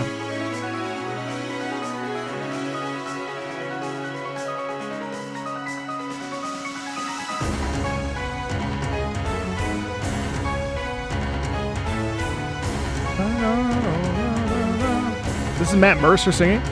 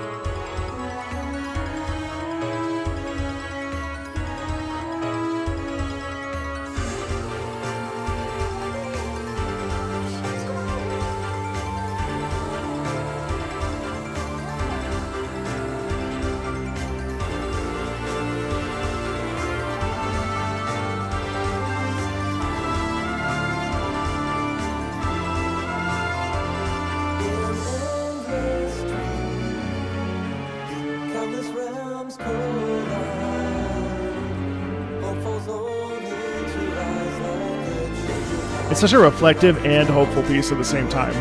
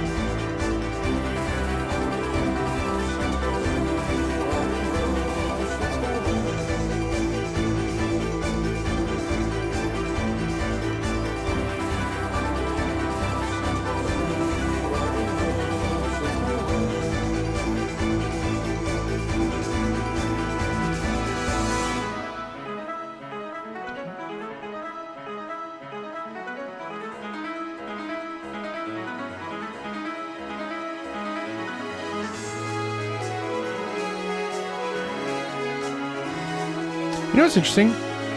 That's a loop there, so I'll stop there. But one of the most incredible things about this is the fact that it essentially it has the forward momentum that we hear in like a track like Id Purpose or some of the Fire Emblem Three Houses tracks. Like that's such a common theme in Fire Emblem. And what's really cool to me is that it continues that forward momentum and that drive towards like navigating adversity, which is such a prominent theme in Fire Emblem's games in general. Like there's a desire for like moving through difficult circumstances. You know what I mean? Like I really appreciate how much that's just like that core tenet of that is that core tenet of the Fire Emblem themes is in a lot of the tracks that I've also heard. Like there's, even when things are really terrible, there's always like a sliver of that horn or the that forward momentum. You know what I mean? It's cool. I really like that about a lot of Fire Emblem tracks, is that I feel like there's always like a desire for hope or possibility for like overcoming an obstacle. You know what I mean? Especially in that with the horns, I think really sent it home. And then also the vocals. Now, yes, I know that it's sung by Matt Mercer, but the vocals between the mother and the son, that singing is actually really gentle. And so it gives that little glimmer of possibility for like an opportunity to rise up and face adversity, right? Or like how to overcome a situation that is burdened, you know, that has been burdening us, and how do we like take a step forward and say, okay, I have to navigate this, if that makes sense. That was a bit of a word salad, but hopefully that makes sense. Yeah. Rendosu, I know it's your birthday tomorrow. Do you want, and I know that we wanted to make sure we got to your track for your birthday. Do you want me to wait for tomorrow, or do you want me to do it today? Oh, ZeroRanger. So I played this. This is cool. This is a shmup, but it's got like a, okay, we'll do that then. So first of all, is it anybody else's birthday in the next couple days? Anybody at all?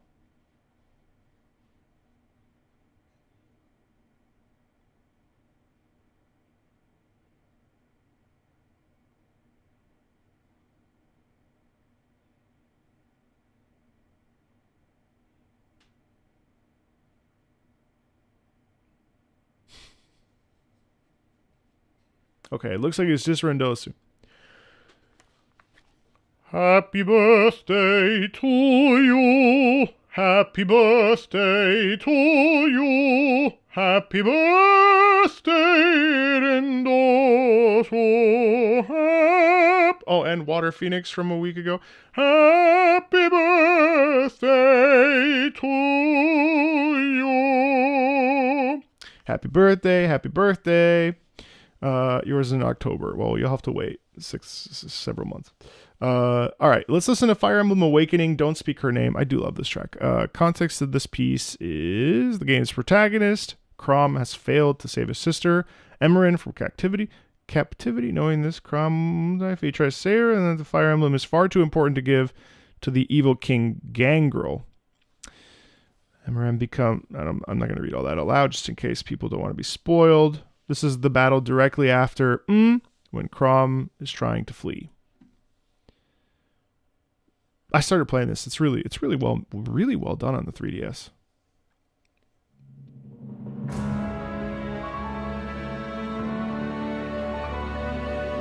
Oh, that's awesome, Somnium. That's really cool. Hopefully you find it fulfilling. I gotta practice my piano. I have to take today off.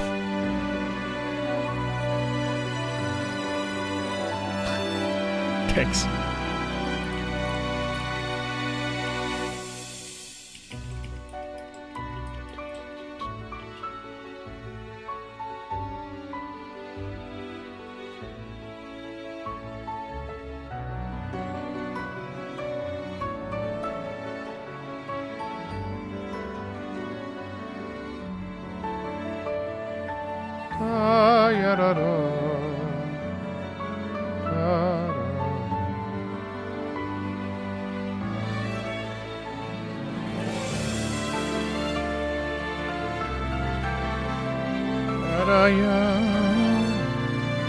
It really is gorgeous, isn't it? Again, it has that Fire Emblem sound, but... And what is that sound, really?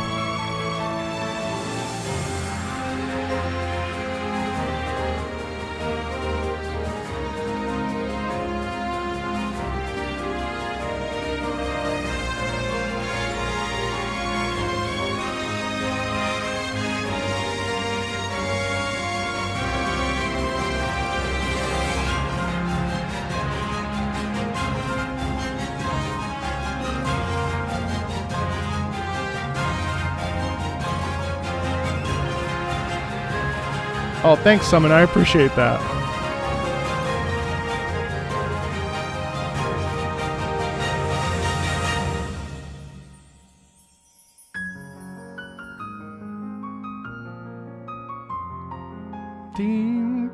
This really feels like, well, there are pictures of butterflies and stuff, but it really does feel like it's like, knowing the context too, I think it's beautiful how the piano symbolizes one thing, right? But it doesn't necessarily have to.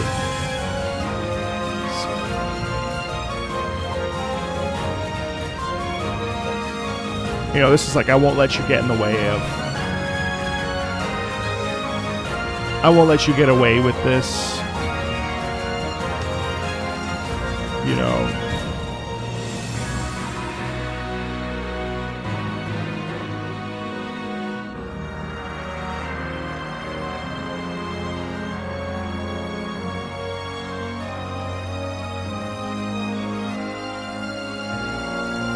Especially this ascending, there's a desperate feeling in that, but it's a feeling of like, we have to rise above, you know, stress and the thing that's...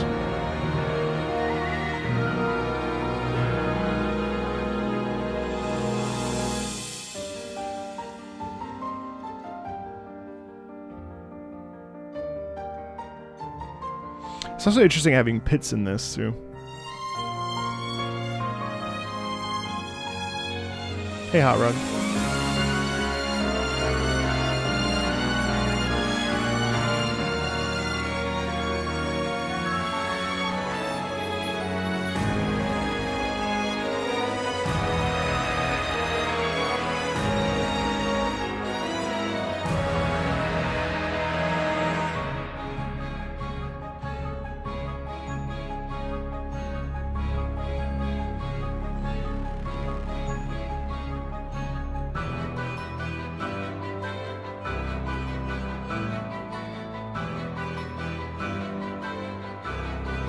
See, now we get the lower piano again. It's...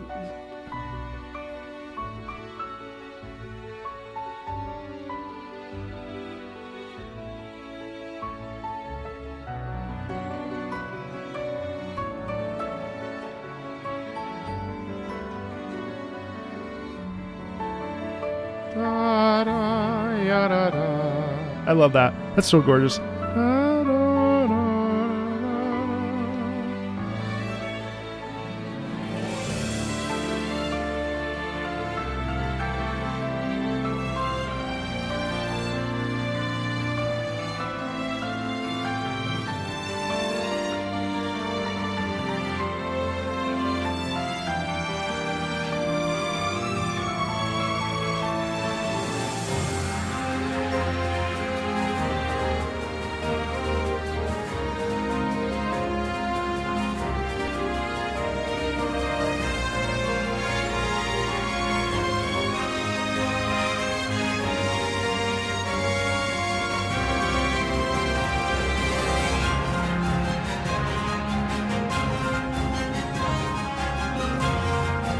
Here it feels like the horns are trying to like take charge and replace those feelings of sadness and stress that are actually in this, you know.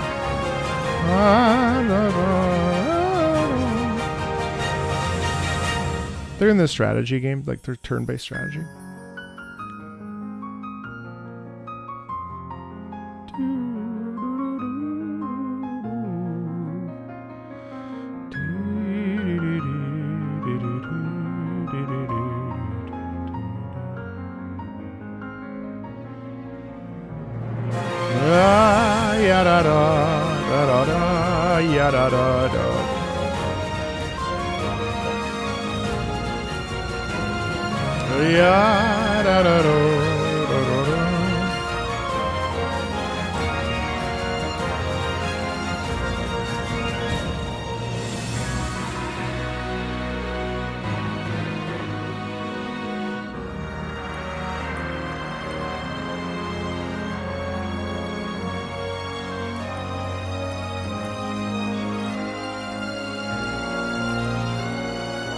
Terrific build up into this new section, essentially.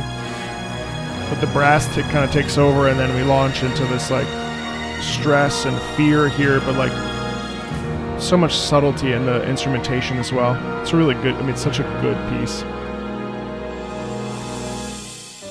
No, it's not there since it's a third loop. Do you think that if I didn't care for Three Houses, like if I thought Three Houses was fine, but I wouldn't like seek it out and play it again. Do you think that I like stopped after one thing. Do you think that Awakening is a better package? Because what I've played so far of Awakening, I've actually found incredibly compelling. Believe it or not, I haven't played very much. They just got to the town, the first town, but also like the fact that this music is on like the 3DS of all things is actually really crazy too. I think it might appeal to you much more than Three Houses. Well, cool. You don't have the school stuff? Man, I hate all that stuff. I don't like that stuff. I'm not a sim guy. I don't like having, I don't do the like in-game, like, I don't know what's right. It's really changed for me. I used to like really be into like I remember Dragon Age Inquisition. I was like, I got a romance. Or like I got to micromanage school and level. I just don't like it anymore. Awakening is a little tighter. Okay, cool. Sweet. Yeah, I'll have to keep playing it. I've really been enjoying what I've played so far. I also find the characters really cool. I like Crom a lot.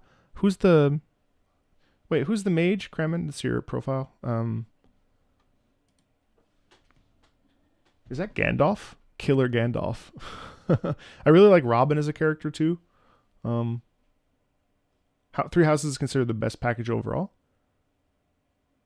Oh, Koei Tecmo. Okay. Yeah. All right. I'll keep playing it. That's cool. You have to manage your troops. Yeah, but that's like the typical. I'll try that out. I'm not opposed to the genre. You know, it's crazy actually. Girls Frontline 2, a stupid gacha game that I shouldn't call it stupid. A gacha game about waifus and dorm rooms and stuff actually opened my eyes. Well, I wasn't saying it's stupid. I actually think the game is pretty good. But what I mean is like a stupid gacha game that like, you know, most people would kind of roll their eyes over. Actually is the reason why I've sort of entered into a strategy corner of my life that I didn't think that I picked up Unicorn Overlord, really like it, but I still was like, eh. But after playing Girls Frontline 2, now I'm like, oh, I get it. You know what I mean? So I'm kind of into it now. You just open it to your day. It's really well done. But I don't play it really anymore. But now I'm like drawn. Like I was playing Mechanicus this weekend because I was like, ooh, Girls Frontline 2. You know what I mean? Anyway. Oh, I see. What do I listen to outside of VGM? At this point, nothing. I haven't listened to nothing. Right. At this point, my work and life is pretty much exclusively video game music, but I don't really listen to music anymore outside of, unless it's something really appealing. I'll ride in the car with silence these days. I think it's just where I am right now. I may go back. I used to listen to a lot of covers. Actually, I like covers. Yeah, Unicorn Overlord is a really good game. I have it on my, I re-plugged in my Switch. Believe it or not. So in my ranking video, which I think made a lot of people mad, especially about Persona. Sorry. I said I hate Donkey Kong and it put it at average. But do you know that because I revisited Donkey Kong in that video, I bought Donkey Kong Returns for the Switch. And I regretted it immediately. No. I'm just terrible at it. I just suck at them. Donkey Kong is so hard. It's like it just doesn't hit in the like warm fuzzies that like Super Mario does or Kirby at this point. It's weird. I don't know. Southern gospel rock. Yeah. Can't go wrong with any of those. It's weird. Donkey Kong just hits. I knew I'd get your attention. I fixed it. Yeah, Donkey Kong. I see Tropical Freeze. I played on an airplane and I almost threw the Switch. Like I almost broke the window and threw it out. Like there was a one ice level in Tropical Freeze that it filled me with rage. But I do really like Tropical Freeze. Had insanely good music, and I also thought the production value of Tropical Freeze was really good. But I never played Returns, and so like I picked it up, and I played the first two levels. I couldn't get the fucking O. I think that's why. I think the reality for me for platformers is that there's so many things to collect. I don't like collect. So, okay, no, it's not just that. Now, I know that platformers are also platformers. They're not collectathons. But you can't deny that most platformers have a great deal of collectathon things or secrets to find or hearts or rings or boxes or whatever, right? Like, it's inevitable. It's also part of the game. Like, that's a part of the platforming experience, I would say. Just I can't get that second Kong in the first level of Donkey Kong Returns. And I tried like 15 times. Shit was driving me up a wall.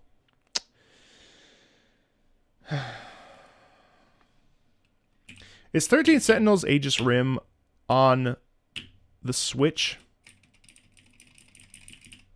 Because I've played like the first maybe 2 hours of it, and I like it.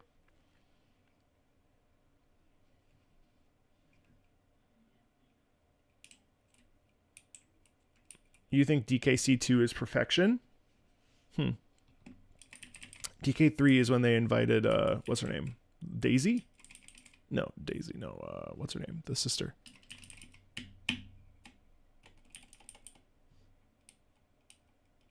I've heard nothing but great things of 13 Sentinels. I really, I should lock in. I have 1 week before Monster Hunter takes over my life. I really want to finish Trails in the Sky FC. There's too many games. I don't have too much. I don't have enough time. What am I even thinking? I'm like, yeah, I'll play it.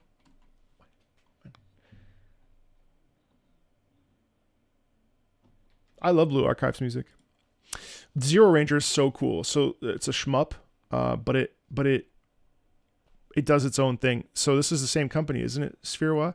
ZeroRanger flutes so Void Stranger could transcend MIDI flutes will never go hard, and I do hear a hint of Zune. Let's see. Wait, what? 2 weeks? 2 weeks until the Suikoden 1 and 2 remasters? Oh no.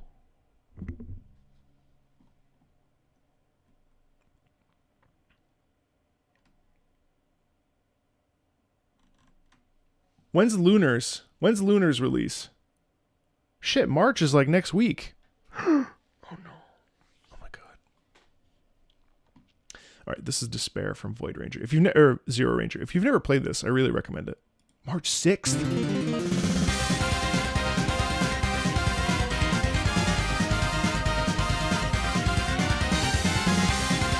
I haven't sent out. I should get on it.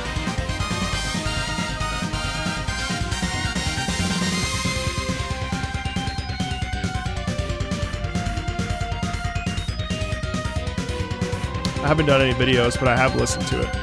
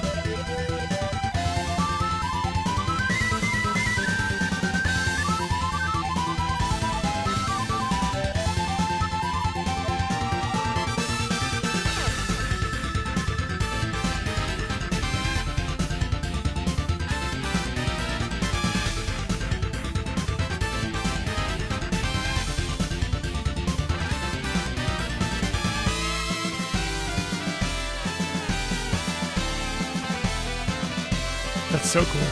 Yeah.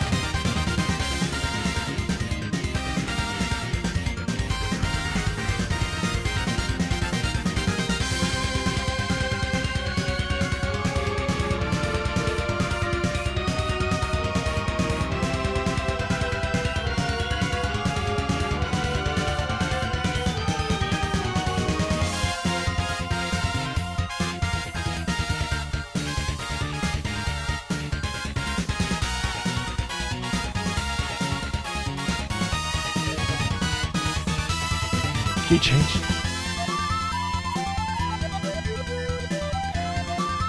ZeroRanger is so good. It's like almost a roguelike. I have it right here. I've only played it for 16 minutes, but it's like so good.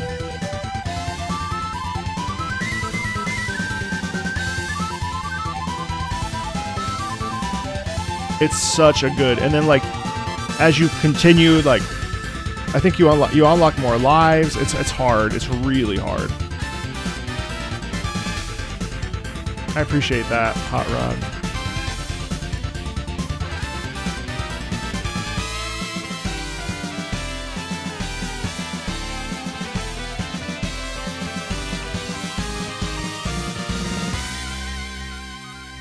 It's really cool. I want to sit down and play more of it. Really, really good. I didn't realize it was from the same team. Oh, that makes sense. So they made ZeroRanger and then they made Void Stranger. Yeah, okay. Cool. Dope. Incredibly cool. Incredibly cool. ZeroRanger's OST is really, really cool. The opening OST is also really awesome. Yeah.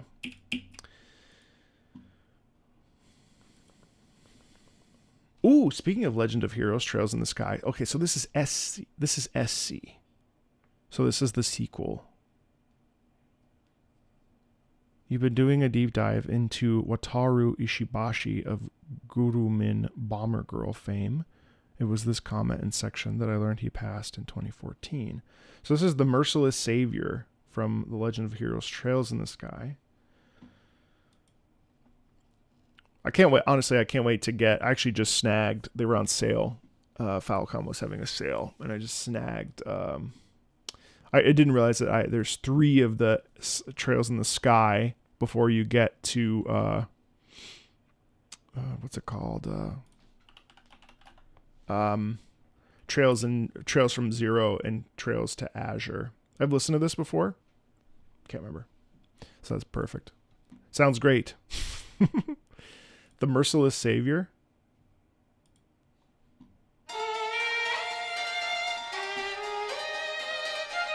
Must not look at the comment section.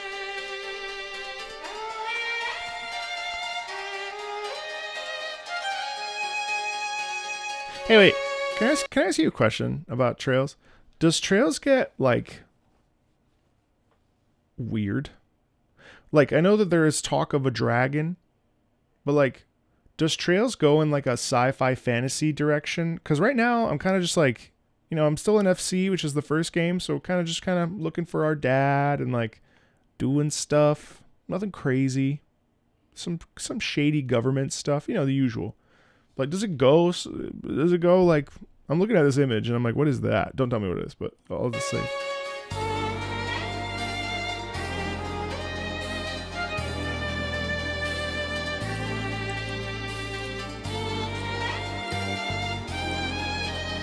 Define weird. All right.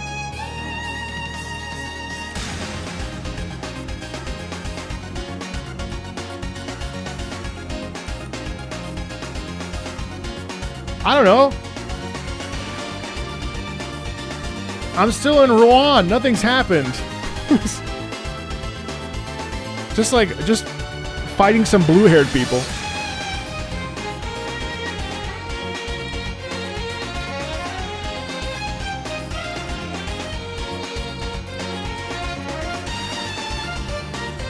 We had to bring a young girl to the city. That's the last thing I did.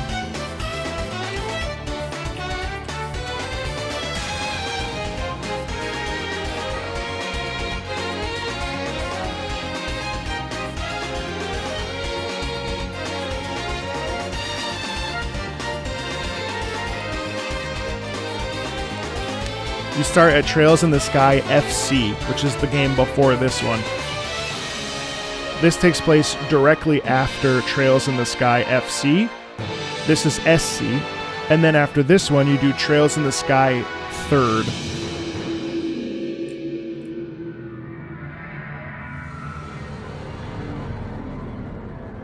You could also pick it up at Trails of Cold Steel 1, but you would miss some of the stuff from the first 3. Well, the first 5.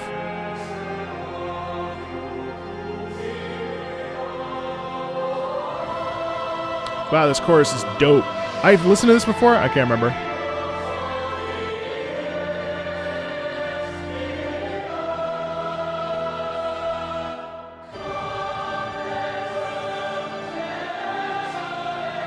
I'm talking about the bandits.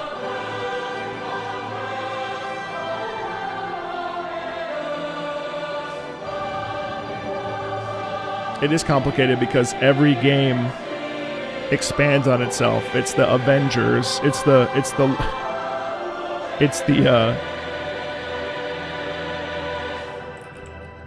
Like it all builds up to something.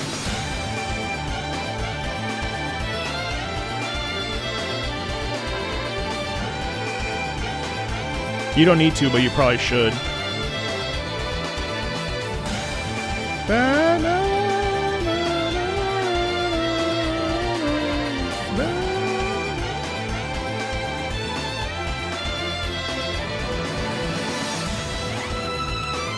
I've seen pictures and like none of the characters like look remotely familiar. So I'm like, what happens in this game? These gorgeous violins too. It's so like big, you know?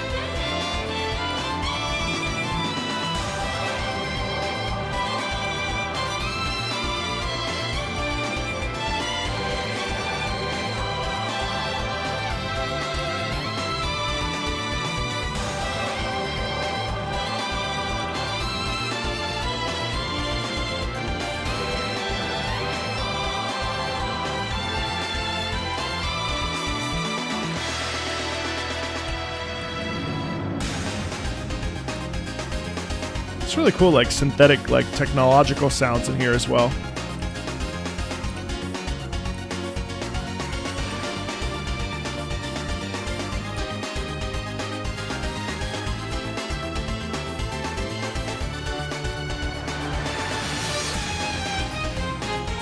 Hey, Luca. Oh, I know Falcom. I like the East series. I know Falcom.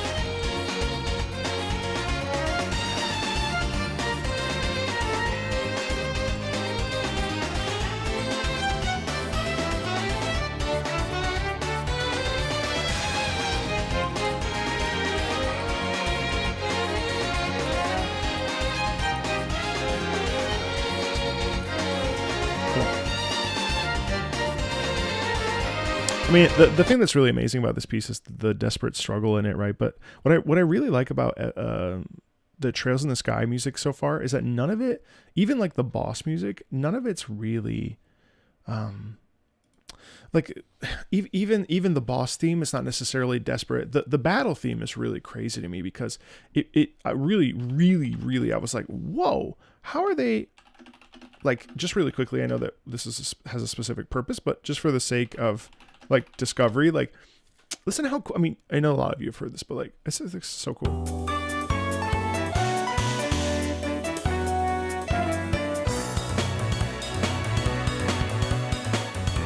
Like you would never think a battle theme. The only jazz battle theme I've heard in a long time would be Sonic Unleashed, right?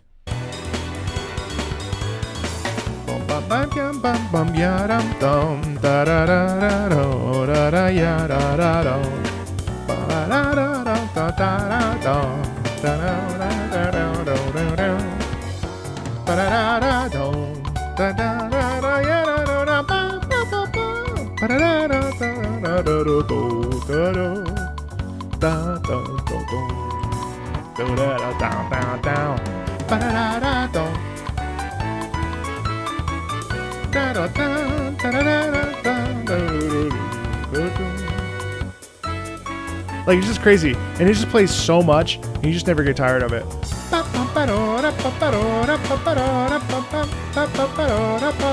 Oh yeah, you're right, Torda. Yeah, my bad. This is okay. 3 examples. Anyway, like that's just awesome. You know what I mean? Like, yeah, Carrots of Happiness. I could see that. Yeah. So I mean, all that to say, like, yeah, you're right. Torna, Sonic Unleashed, and Trails in the Sky have like the 3 like big like sort of jazz pieces that I've heard that like something else is probably out there that I just can't remember, but like all that to say, like what a satisfying piece of battle music.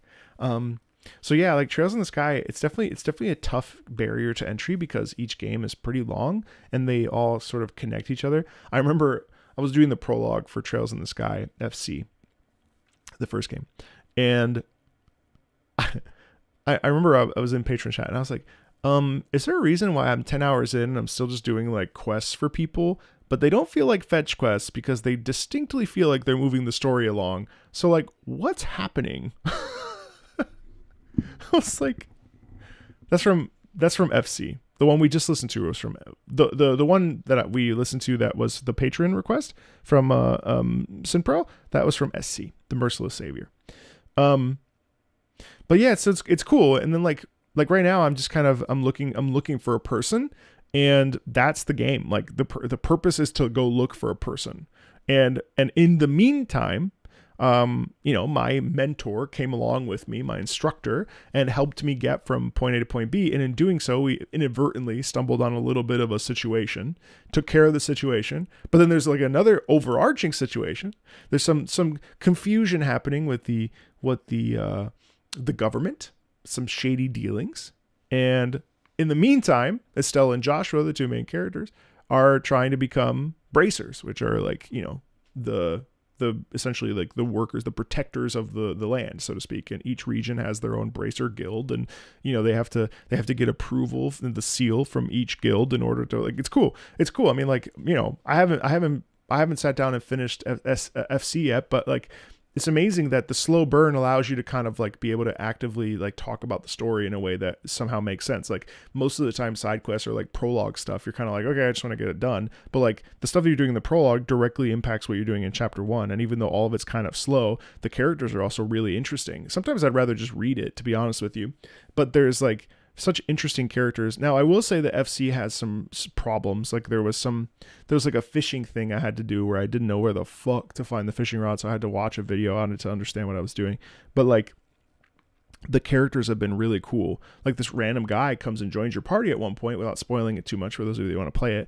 And it's like he's just like the most like inappropriate, like kind of like just funny, just a funny guy. And then like you all go out drinking and like he's a part of your, but like stuff that you don't normally see in video games where you're like, wow, like this is a really fleshed out, every NPC, they're fun to talk to because they all say different things. I was looking for a warehouse district that you're not supposed to go in because it's kind of seedy.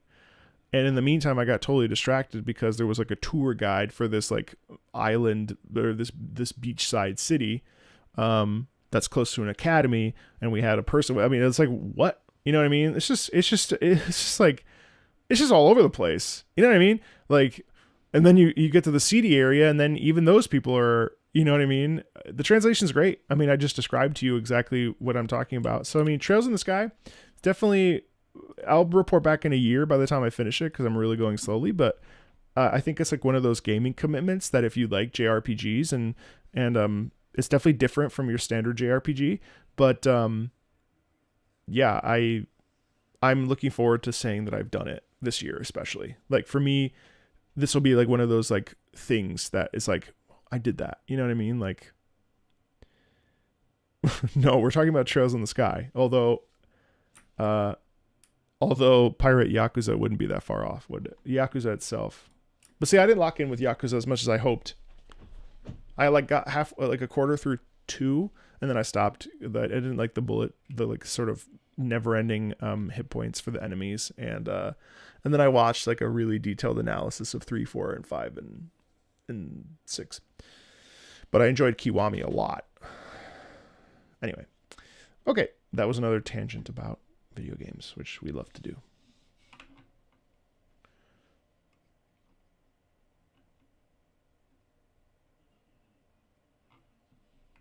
And I do want to play Zero really badly. Yeah.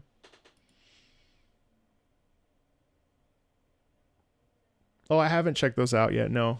Ambessa and the bite marks. No.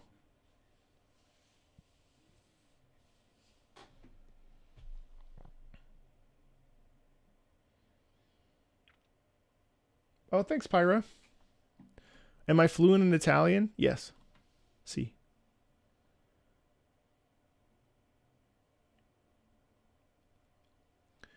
We can put it on a list at some point. Tapu Koko. Okay. Speaking of Crash, also, like, I don't think, just for the sake of anybody watching this that doesn't fully understand my sense of humor, I don't actively hate Crash Bandicoot. Like, I hope it's clear. Like, it may not be clear. See, Red Car, we'll do yours tomorrow, okay? First thing. I don't actively hate Crash Bandicoot. I really wouldn't play the first one, but I don't like.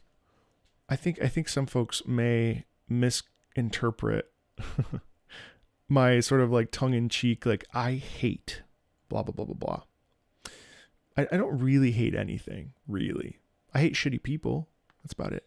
Like I hate cancer, you know, but like in general, I don't like actively hate anything. Like for instance, in my new ranking video, I really don't care for Persona 5's music. I really just don't. It's not a style I like. But some folks, I can't tell if some folks are taking me seriously about it. But Crash is pain. Crash is just super hard.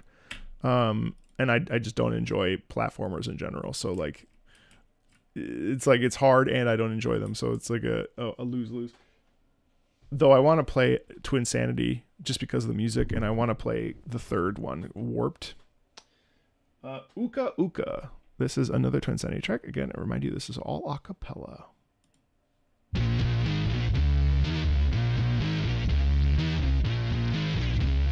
Well, no, it's not. Oh, vocally. Yeah, there it is.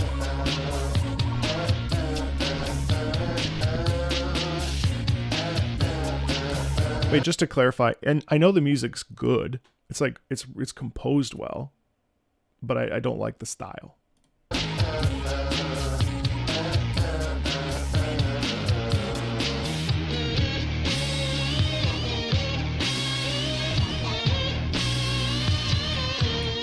Wait, this is all a cappella? Even this? That's a cappella too? Whoa, I see. Whoa, cool. Ah, so they're using a vocal modification, like they're using a microphone and doing like a, wow.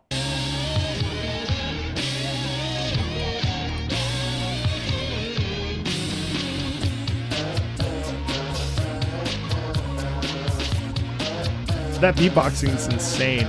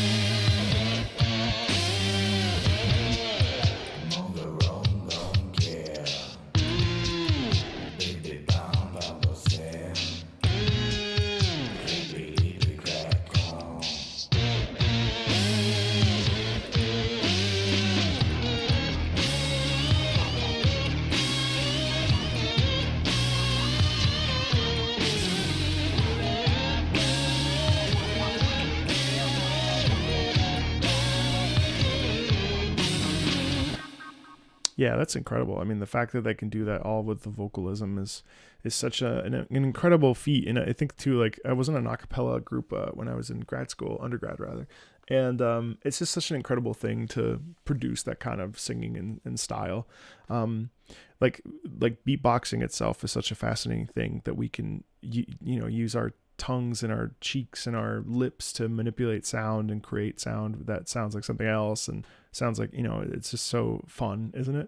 I also really just appreciated how that track had a lot of momentum and a lot of intensity in it, and it felt like it didn't, having it be a cappella didn't make it feel like it was just like a cool thing that was happening. It actually felt like it was like building the tension around it.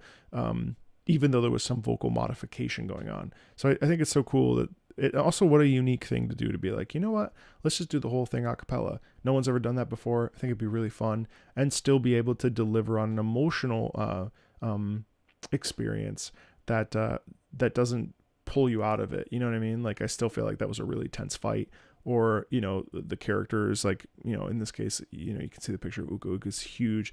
Like, you still get all that stuff, but all through the voice, which is really exciting, you know. I've heard some FGO, yeah. All right, just 1 second. 1, 2.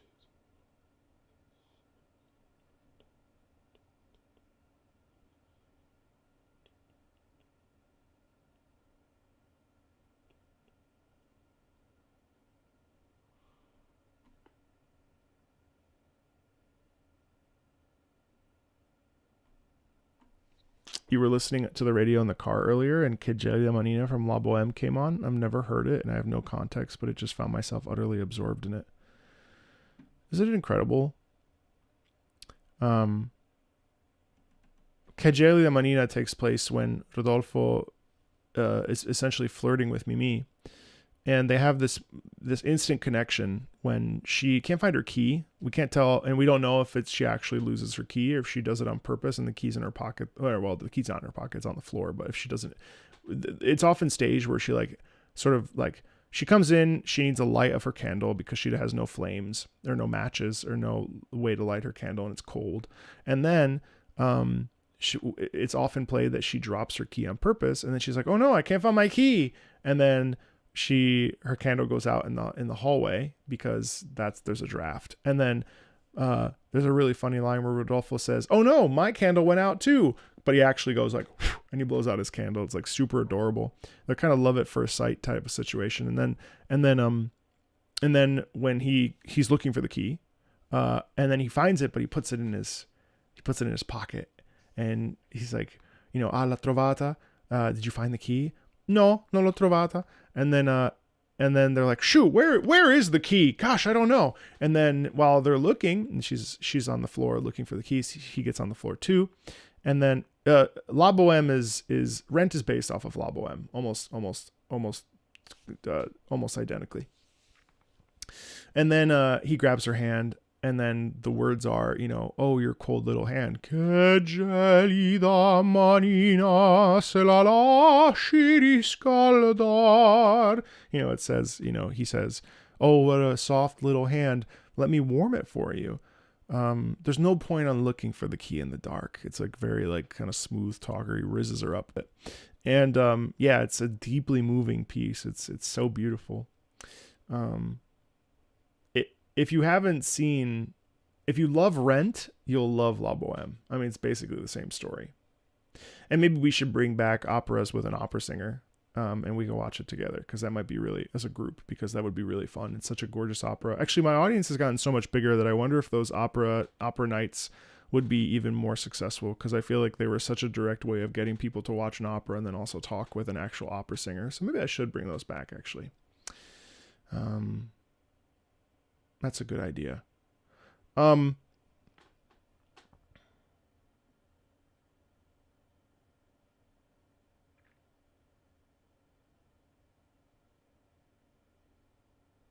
sec.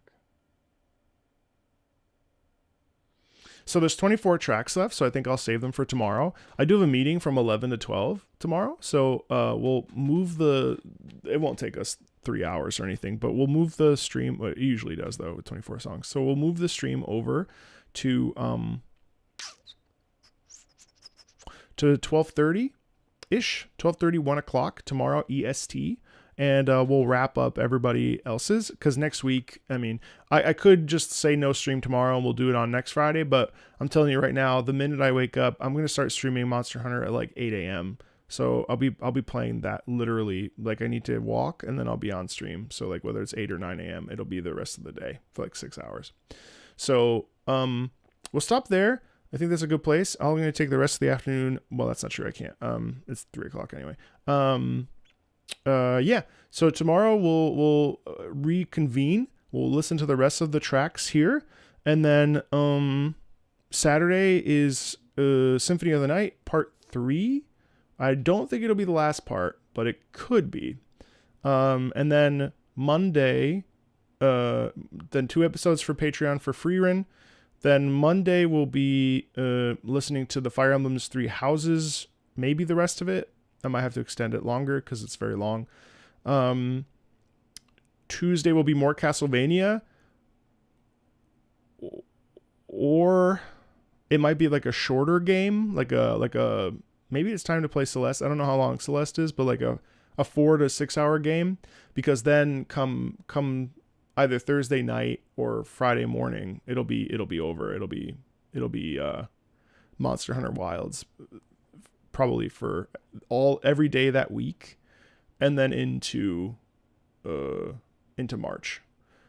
And then I would like to stream Suikoden 1 at the very least. So that'll be sometime in mid to late March. And then Ace Combat 6. Yeah. So anyway, that's the game plan. So 2 more streams for 3 Houses. Yeah. Oh, and I have to finish Half-Life with the episodes. Yeah, I sort of fell off there. Hey, Zenith, no problem. Yeah, we'll see. In any case, thanks a ton for hanging out, everybody. Hope you had a good time. I certainly did. Didn't mean for this to be public, but that's what happens when you are apparently sleep deprived. No, I don't know what happened actually over here with the OBS, but yeah. So I'll see you tomorrow at what did I say? 12:30, 1 o'clock for a Patreon stream, our typical Friday Patreon stream, and then still do a list. We'll still start the list for March next week. And obviously every Friday is still Patreon Friday. Just this month will be weird because of Monster Hunter, but it's not going to get in the way of anything. Alrighty. That's fine. Thank you, everybody. Have a great time. Appreciate it. Take care of yourselves. Oh, good. I'm glad that it got recommended to you. Yeah, that Maple Story stream was fun. All right, everybody.